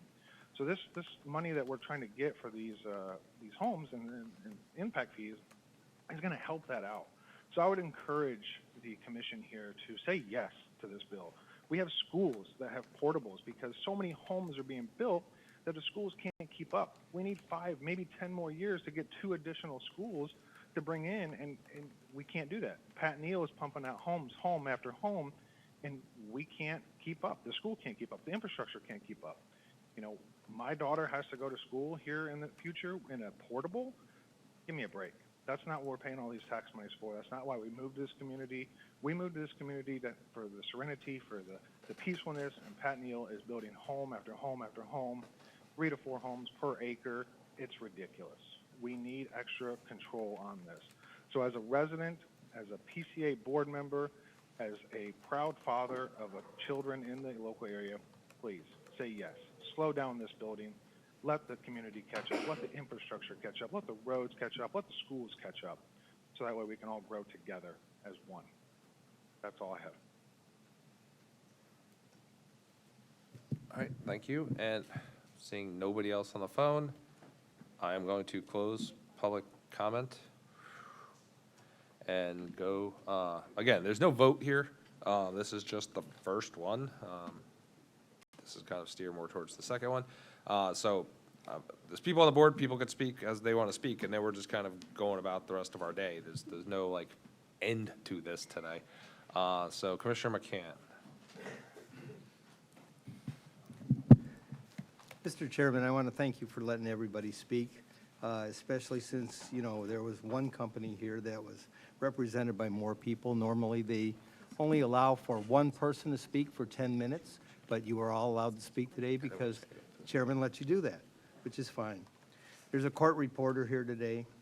You know, we've got to make some things very clear here. As far as rushing through this, you know, we didn't rush through this. This has been going on for 10 years now where we haven't had the impact fees.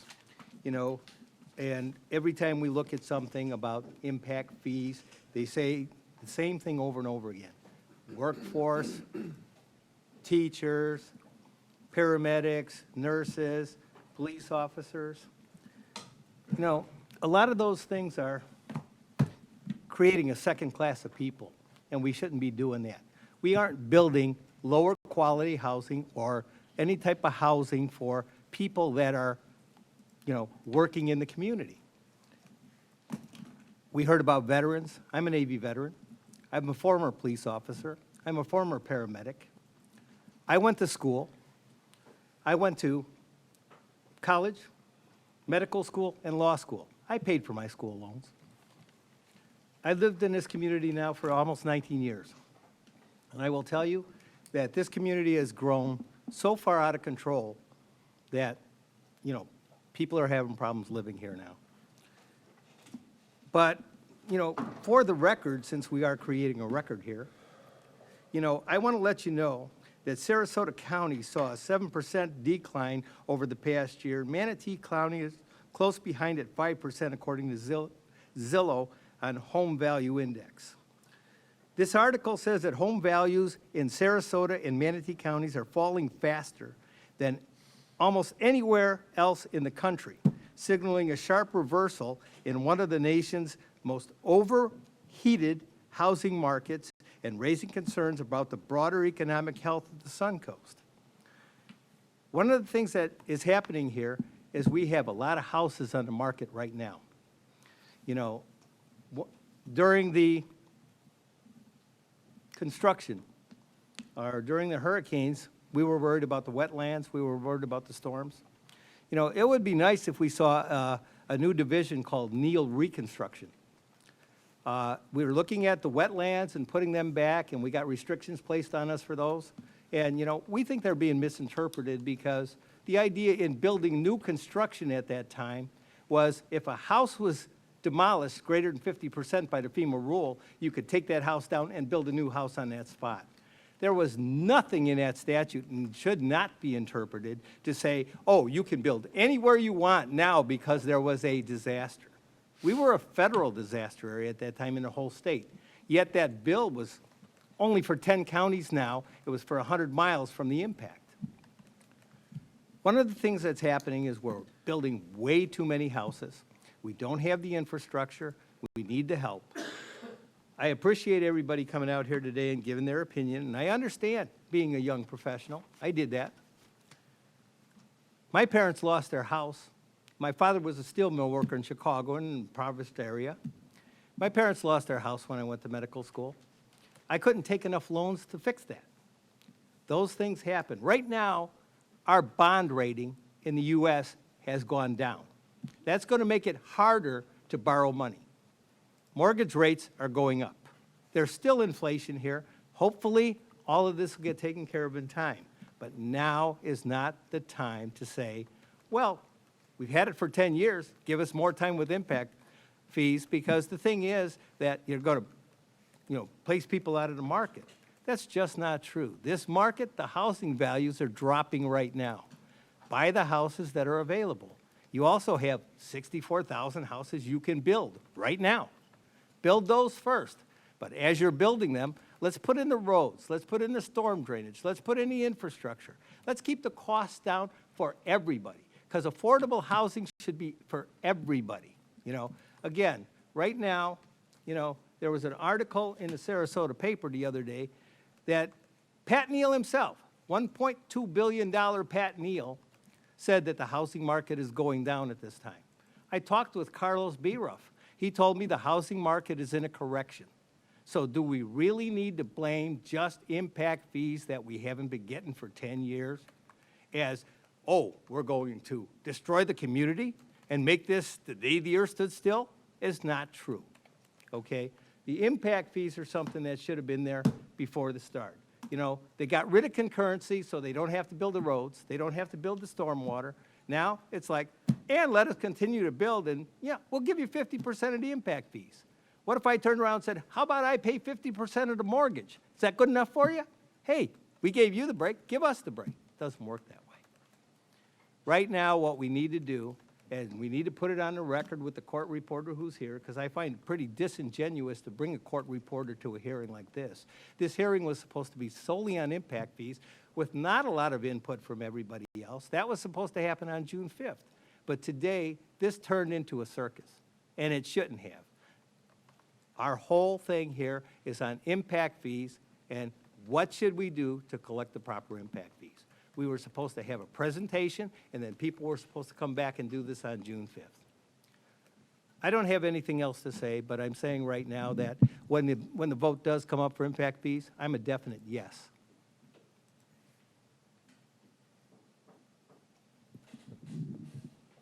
All right, I'm on the board. Most of this is more just comment about people's comments, all of them, since we're going to be back here on the 5th. The reality with these fees, let's be honest, I know I'm talking to a very small group because everyone else left after they spoke, but some of this has to just do with unintended consequences. People need to be adults and realize there are unintended consequences. People have spent a lot of time and a lot of money and a lot of effort to keep these fees as low as humanly possible for as long as humanly possible, to the detriment of Manatee County.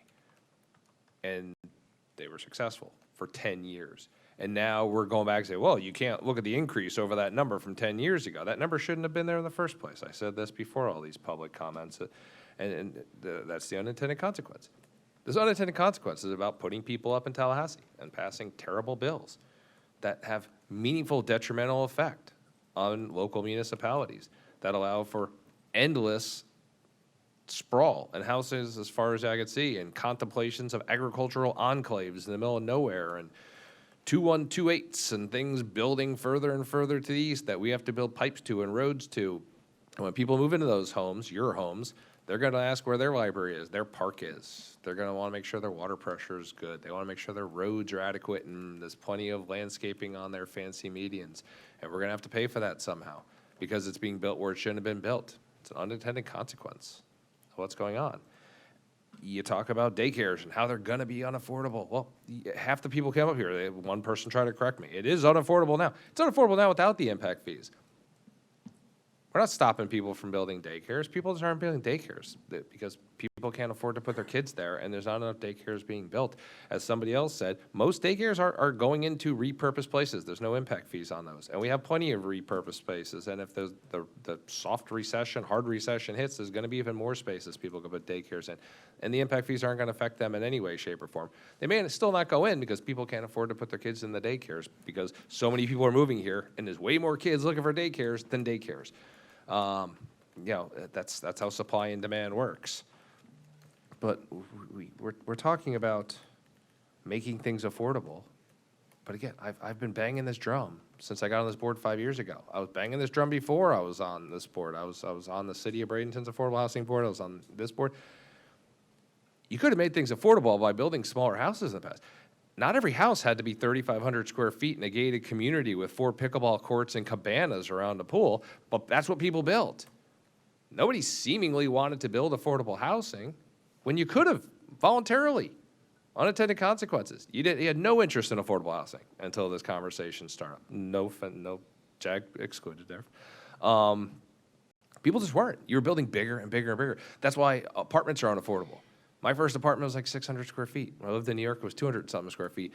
Go out and try to find a 1-bedroom apartment that's less than 1,000 square feet with a den, that has its own personal garbage valet out front. You can't. Because no one's building that now. Because everyone builds things to unaffordable ranges right now and then complains that the government's preventing affordability. No, people are, I haven't had any national builders or local builders come to me advocating for or supporting my efforts to allow for smaller lot sizes or clustered homes or tiny homes. Why? Because you're not going to build any of those things because you're not trying to build affordable.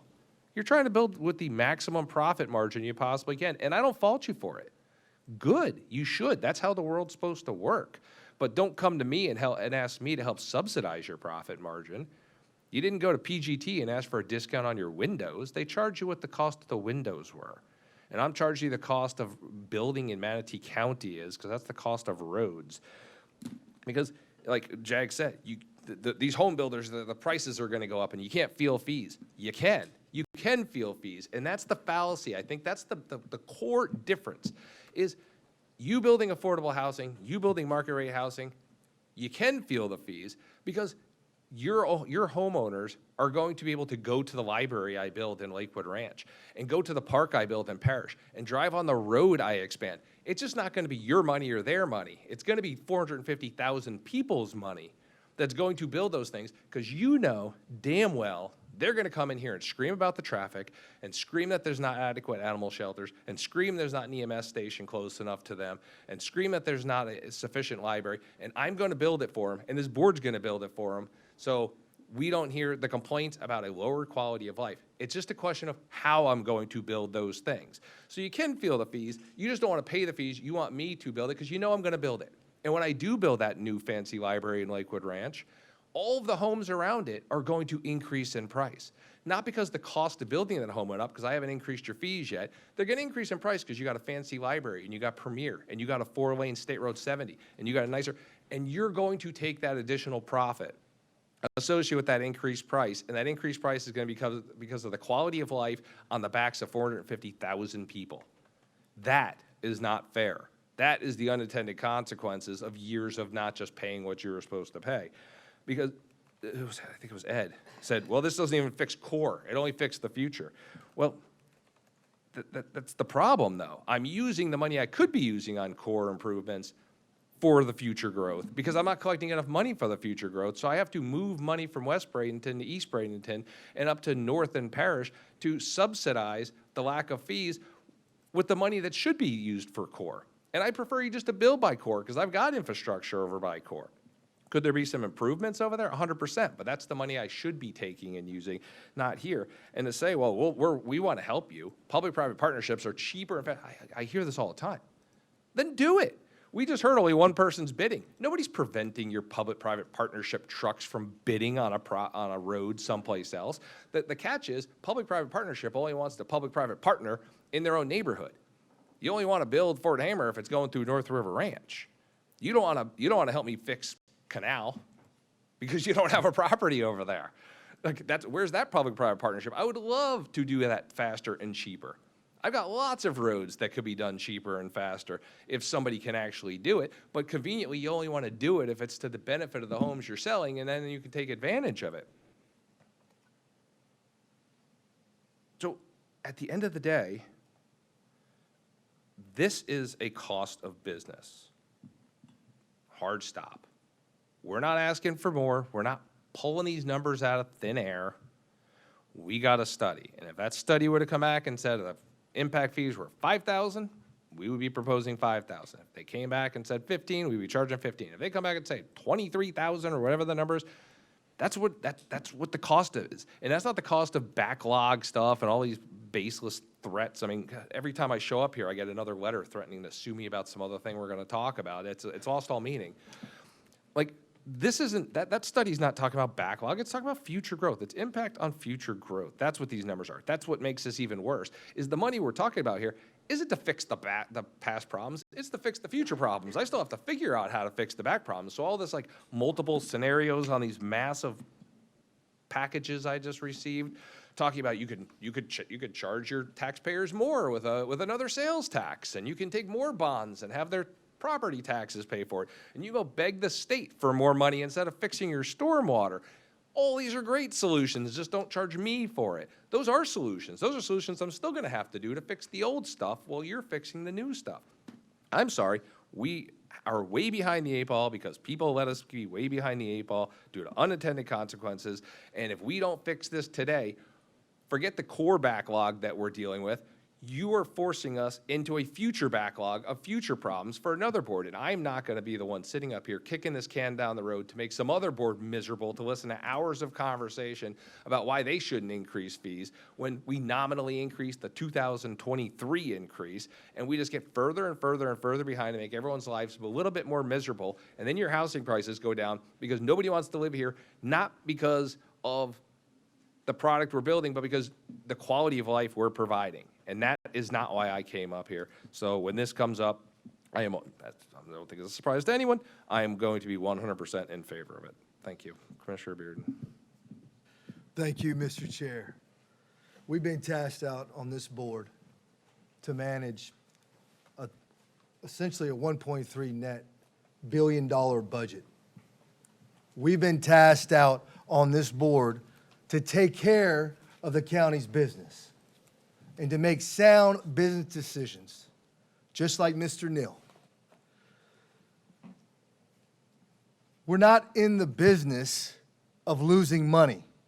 The taxpayers are not in the business of continuing to pay more and more taxes for the unsupported growth that is happening in this county.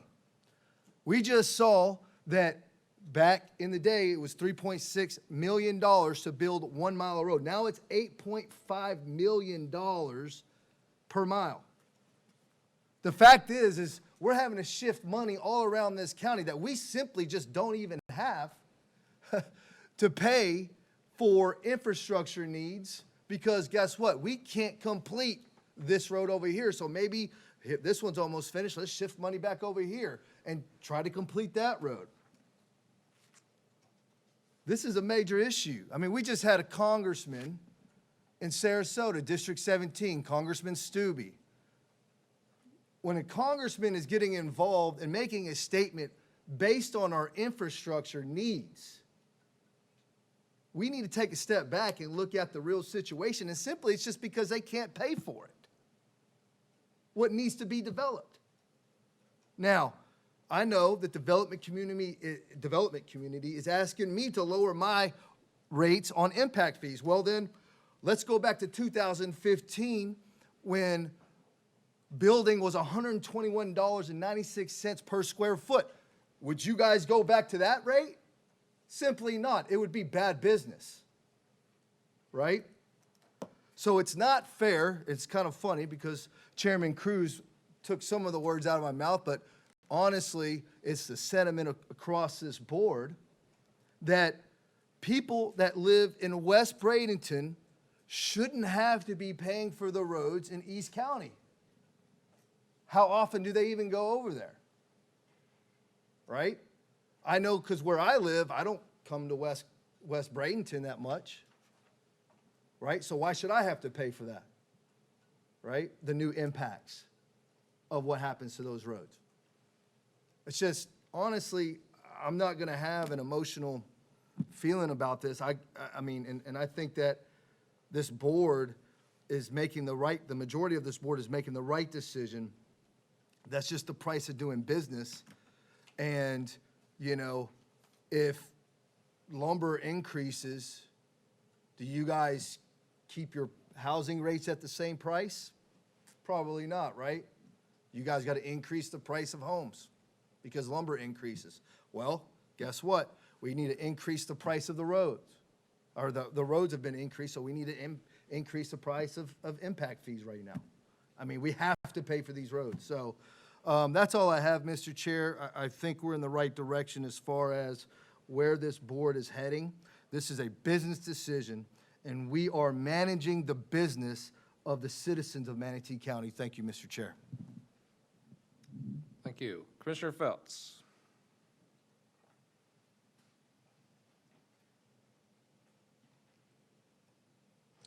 I'm sorry, okay now? We can hear Can you hear me now? Yes. We can hear you. Thank you. I just want to give my support to the previous commissioners that have spoken and spoken very well. Also, a great appreciation for our citizens that have taken the time to call in, and an appreciation, in effect, for Mr. Neal's efforts. We do have some major changes that are coming down. Change is very difficult for people. Adaptation is. But I just have to reiterate, we are all in this together. And if we are going to work together, we have to take into account very different points of view. But this is a measure that we know is coming. There are ways to work about it. We haven't talked about impact fee credits. We haven't talked about economic incentives. There are so many ways that we could work these things out. However, this is something that we have to do. It's time to do. Our citizens want us to do. And it's a hard thing to do, but you know, let's face it, we're all paying double for a lot of our services now because of our growth. We're finding a lot of issues that we're having to put our money into because of a lot of our growth. And to use a phrase that we've been saying, the pendulum swung too far in one direction for too long. And I don't want to do anything that swings it too far the other way, because that's not a solution. But we do need to do the work to bring it plumb. And I think if we accept this and go forward with it, that I think we're going to be able to work together to create those public-private partnerships as promised. And I think there's a lot of ways we could go about it, but this is what has to be done, and it's been coming for a long time, so we have to get used to it. Thank you. Thank you. All right, there's no one else on the board, and there's no vote on this, so, well, it's anticlimactic. That's the end of that item. I was just saying, like, there's not like a vote. It's just, all right, moving on. All right, well, we only have two other items, and both of them are supposed to be like 5 minutes or less, so I'm not giving us a lunch break for what's effectively 10. I know everyone's exhausted, but nobody wants to come back. Commissioner McCann, you pulled item number 2 off consent, so I'll turn it over to you.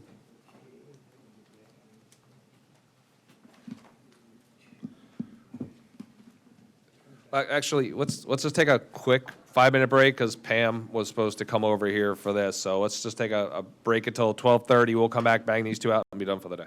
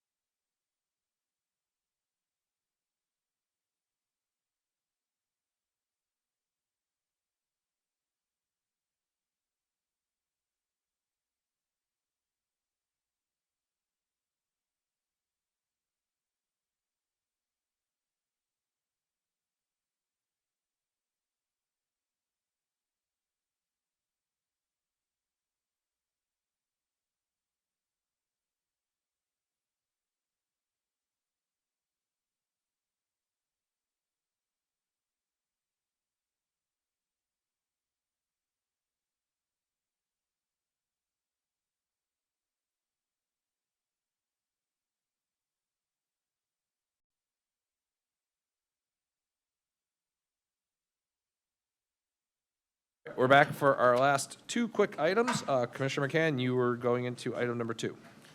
Yes, my question's, do we have somebody do a quick presentation on this? Because I'd like to know, the things you learned in grammar school. Who, what, when, where, why, how, and how much? I don't think we have a formal presentation. Thank you, sir. Charlie Bishop, County Administrator. We don't have a formal presentation, sir. This has been alluded to in several past presentations of areas that we hit. We had the Stormwater Division up here talking about the need of over 200 work orders that were delayed.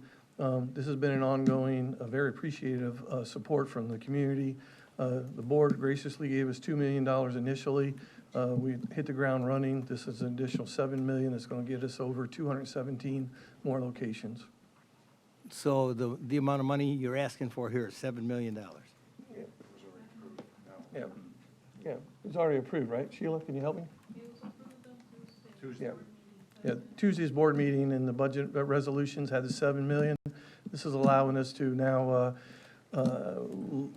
raise the blanket purchase order and give this work to 4 vendors, so we can hit. Okay, and what work is this actually doing? Is this these guys with these tree crushers coming behind my house again and destroying everything that looked good?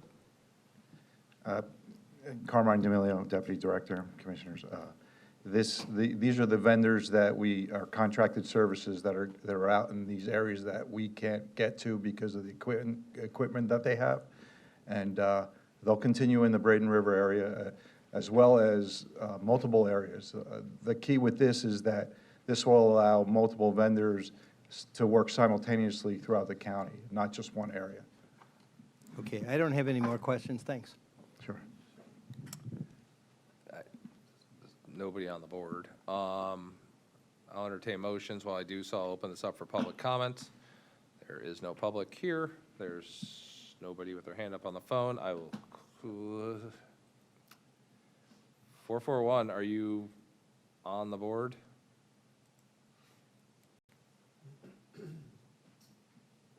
Hey, I got a hand up. 441? Is your hand up for this item?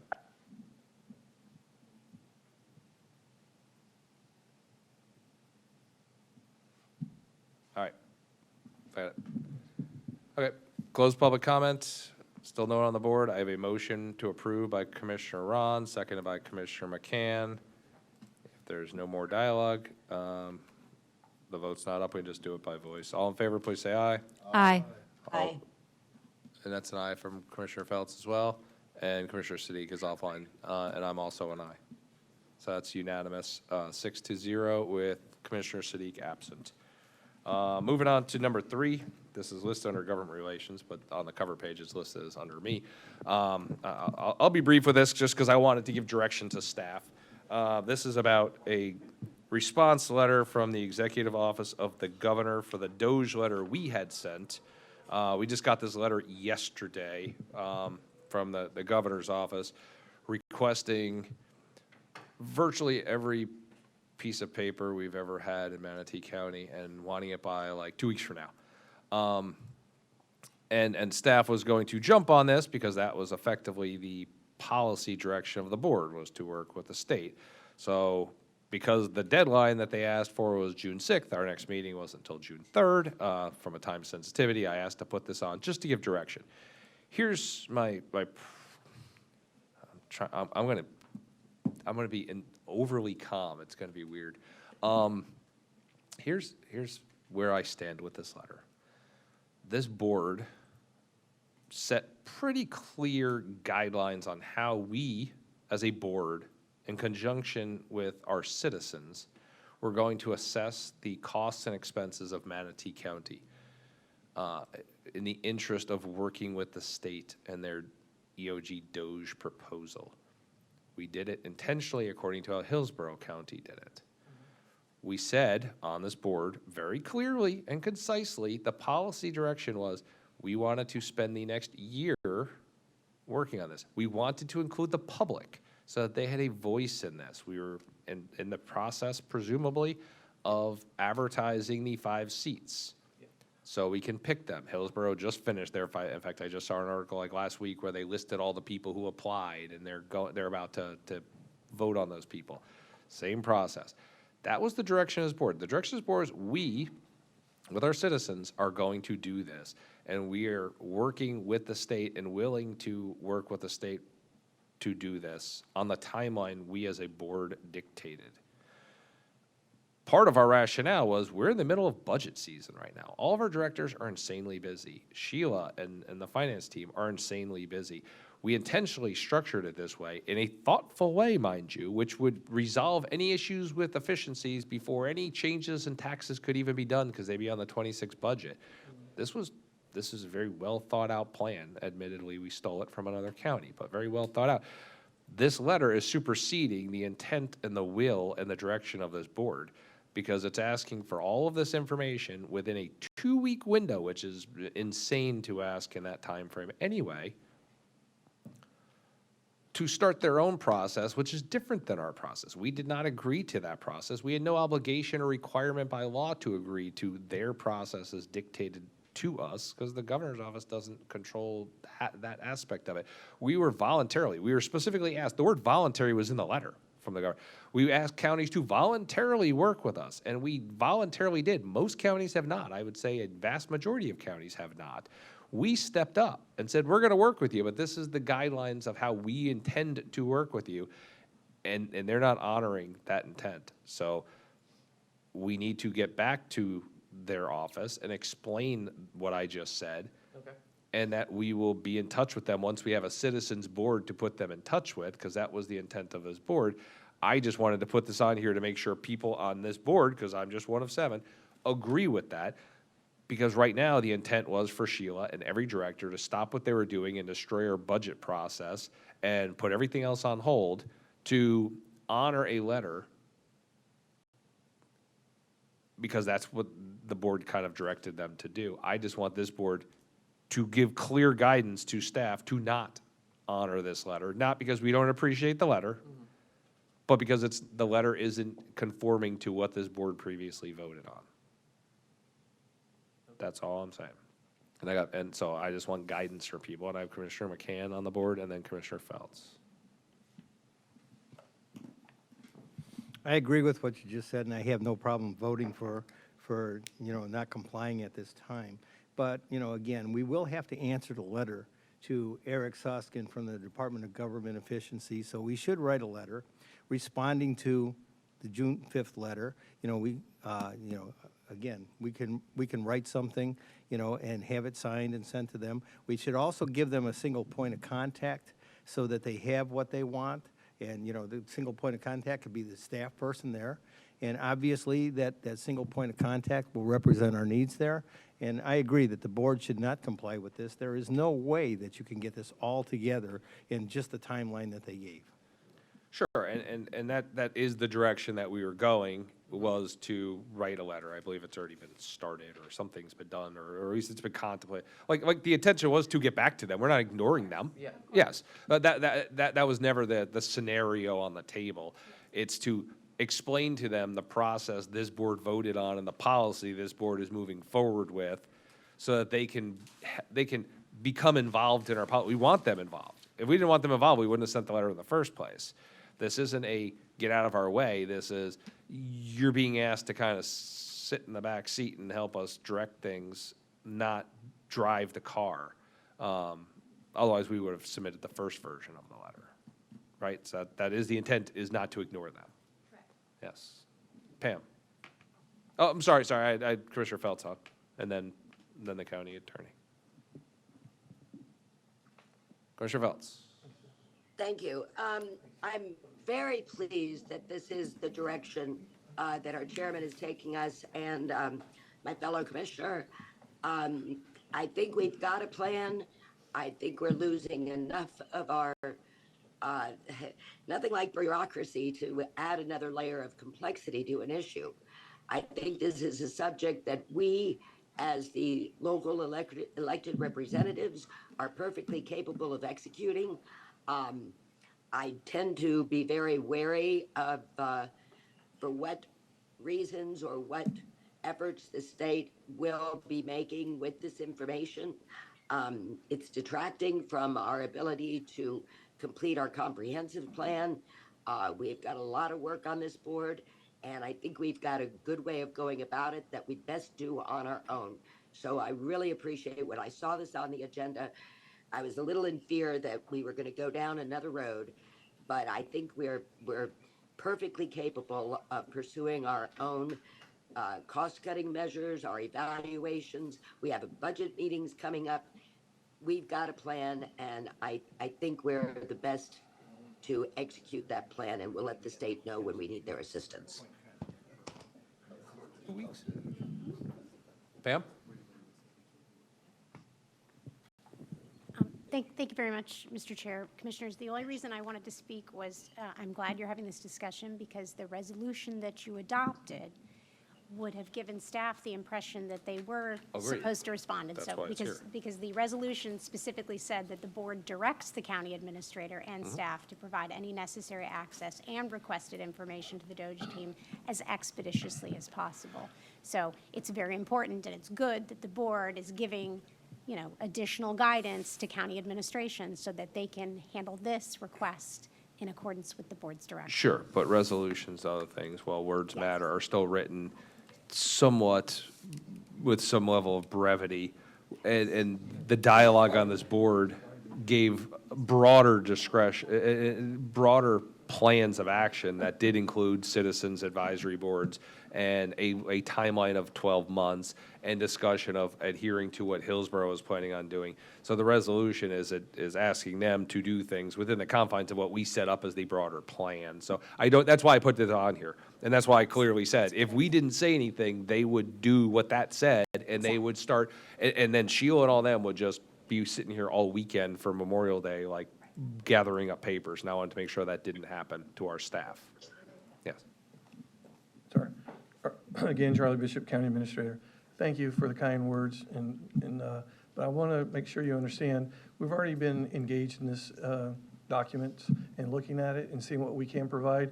We have a meeting tomorrow for 11:30 to 1 in my office. We've already engaged the clerk of the court. We feel like we can comply with this request. We're working on it, just so you know. Go ahead. Obviously, we're at the direction that the board wants to go in. We do have this information. We do feel confident that this information exists and probably already exists in a format that the DOJ team would have. However, June 6th does come very quickly, so we just need to know if we need to expedite this effort or not. And like he mentioned, Angel from the court, she did say that she was able to support us too. Sure. Here, look, I care more about our budget than I care about Tallahassee's DOJ request, because our budget is statutorily required of us and it affects everybody and everything. I care more about our staff than somebody from Tallahassee who didn't even have a copy of our letter when they called yesterday. So clearly they were high out. If you're telling me you press a button and you get, let me make sure I'm clarifying this. I don't care if they have this information. It's public. We're public. They can put out a public record request and get all the information. We're not hiding anything from them. At some point in time, we want to give all this to them because we want their guidance so we can work with our citizens and use that. If you're telling me, hey, if we press this button, some Power BI dashboard is going to produce the entirety of it, knock yourself out. I'm not trying to direct you to ignore the letter. What I'm saying is I want to make sure that the direction is given to staff to not forcibly comply with it if it's a burdensome task that's going to negatively impact your other duties for Manatee County. Understood. The other thing that I think is very important here is, that, we have a process and we don't want to make that process null and void and ask people, do you want to be on our team? We already gave them the information for that. The thing is here that, for accuracy and for completeness, I think we need to take our time. We need to look at it. We need to review it, maybe even bring it back to the board to review it before we send it on to them. Sure. Very good. So we don't need to vote on this. We're just kind of giving you direction that, we're not expecting you to fall over yourself. This is more of a clarification of the resolution more so than a vote of modifying a resolution. Yes, I do have one clarifying question, Chair. Are we asking for an extension or not, or related to the June 6th deadline? Again, I'm going to leave it to your discretion. If you feel like you press a button and you have it, then let's just adhere to it. I want to play nice with them, because at the end of the day, we're going to be working with them presumably for a year, along with 5 of our citizens. I don't want to turn this into an adversarial thing. It's not intended to. It just, we didn't know as of yesterday the extent of the work that was going to be required. I'm just letting staff have discretion that if this is taking no issue, if this isn't going to affect anything, then knock yourself out. I'm not stopping you from doing it. I just didn't want you to feel obligated to it. Because the other day, I think we got an email that said, it's going to be all hands on deck and we're going to shut things down. That's literally what the email said, is what I put it on here. If you're going to run out the door saying the house is on fire, then I'm going to run back in with a hose. If I walk in and just one of the burners is on the oven, then it's like, Yeah. I did write a preliminary letter just for a review, and it did ask for a 30-day extension. There's 2 federal holidays during that extended period of time. I mean, the thing is that, we want to be able to make sure that you get accurate information and that it's comprehensive information. They ask for a lot of things. I mean, they ask for, every employee's name and salary. I mean, come on, if you can do that in 5 minutes, fine, but I don't think it's that easy. That's public record. I mean, we can do that. That's the easiest one. Yeah, that's literally like accessible, like the Observer post that. But there's quite a few other things in there that they ask for too, and, they ask for, what our plan is, where we are in a plan, where we expect to go in a plan. So again, I think a 30-day extension is more than reasonable, and I'm sure they would grant Please let it. us get through the budget process. Yes. We appreciate the guidance. Again, after tomorrow's meeting that we're having with staff, Sheila did just inform me the procurement process is a heavy lift. So again, we appreciate the guidance. I think Courtney wants to add to that. I did take a look at the items. It also doesn't say to what degree of completeness we need to provide an answer. And so I do believe that we could, within the timeline that is given, get them documents.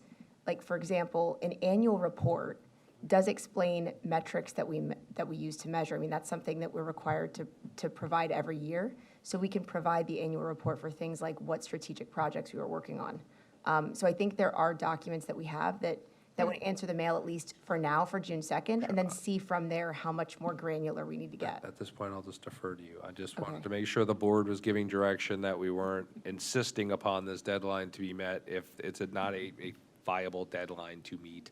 That was pretty much the extent of this, was to give you all cushion to use your best judgment. The other thing I want to say is they asked for 23, 24, and 24, 25. 25's not even done yet. So the thing is, by giving them information now, if you give them something again later that contradicts that or says something different, then you got a problem. So I would rather at least take 30 days, take a look at everything, and say, from this point forward, this is what we have for you. Very good. All right. Do you have more, Pam? Well, just one thing to point out. One of the things with the fiscal year, the state runs on a different fiscal year than we do, so that may be part of the reason why. But the letter itself encourages us to provide by the deadline. They're not demanding No, I it. saw that word is, yes. Right. And so, I mean, to the extent that we can give them things, pieces and bits of what they're asking for that are easy to pull, I think, That's my point. Exactly. It makes no sense to start off on the wrong foot. If there's something we've just got sitting around, give it to them, knock themselves out. They can use their 4th of July weekend to read our report if they want. I don't care. All right, very good. We didn't vote on this, but there is a hand up, and I don't feel like dealing with it. So I'll open up the public comment. There's one hand up. I'm going to go to one hand. You can leave if you would like. Okay, I'm going to go to the phones. Glenn. Glenn Giblin for the record. It's unbelievable at the Tallahassee, after trying to pass that other bill that takes all our rights away, now they're asking for information that they want in a very timely manner. It's ridiculous. Again, don't listen to them. Here's what I would do. I would be writing our elected officials and say, you know what? There are 67 counties going through budget amendments, and you want us to jump through all these hoops because you came up with this deadline. I think the elected officials that represent Manatee County should be held accountable for a reasonable response. And who came up with these dates? It's nuts. Staff shouldn't even begin to do this or tie up the clerk's time without talking to the board first. Again, it's the tail wagging the dog. You have to instruct them and say, we're just going to put this on pause until we have a complete report. We'll send it to you. Or, you know what, you got a Dodge team? Send them down. We'll put you up in the conference room. We'll bring in all the paperwork, and we'll sit down, kumbaya, and do it all together. Let them go send out 67 Dodge teams and see how they feel about that. How ridiculous. 2 holidays, short notice, budget meeting. How many red flags do they need? Pause. Don't waste our time. Use our resources wisely. Let's get the budget done. Tallahassee's not going to burn down if they don't get their stuff. And I'm a big Dodge guy, but they're out of line on this one. For the record, thank you. All right, no one else on the phone? Closing public comment? There's a motion sitting here, but I don't think there was a motion, correct? I think you've met it, to direct staff. Okay, well, I can't make it, so. Discussion of response to the Executive Office of the Governor. No, it's this one. Direct staff on the response and action in regards to the letter. So moved. Thank you. I got a motion by Commissioner McCann, second by Commissioner Ron. Some of the computers are closed already, so we're just gonna do a voice vote. All in favor, please say aye. Aye. All opposed? Is approved 6-0 with Commissioner Sadiq absent. All right, that's the end of the agenda. Ms. Knapp, do you have anything? No, Mr. Chair. County Attorney? Commissioner Beard? Commissioner Ballard? Commissioner McCann? Commissioner Feltz? We're good. Commissioner Ron? No, sir. And I have nothing. We are adjourned.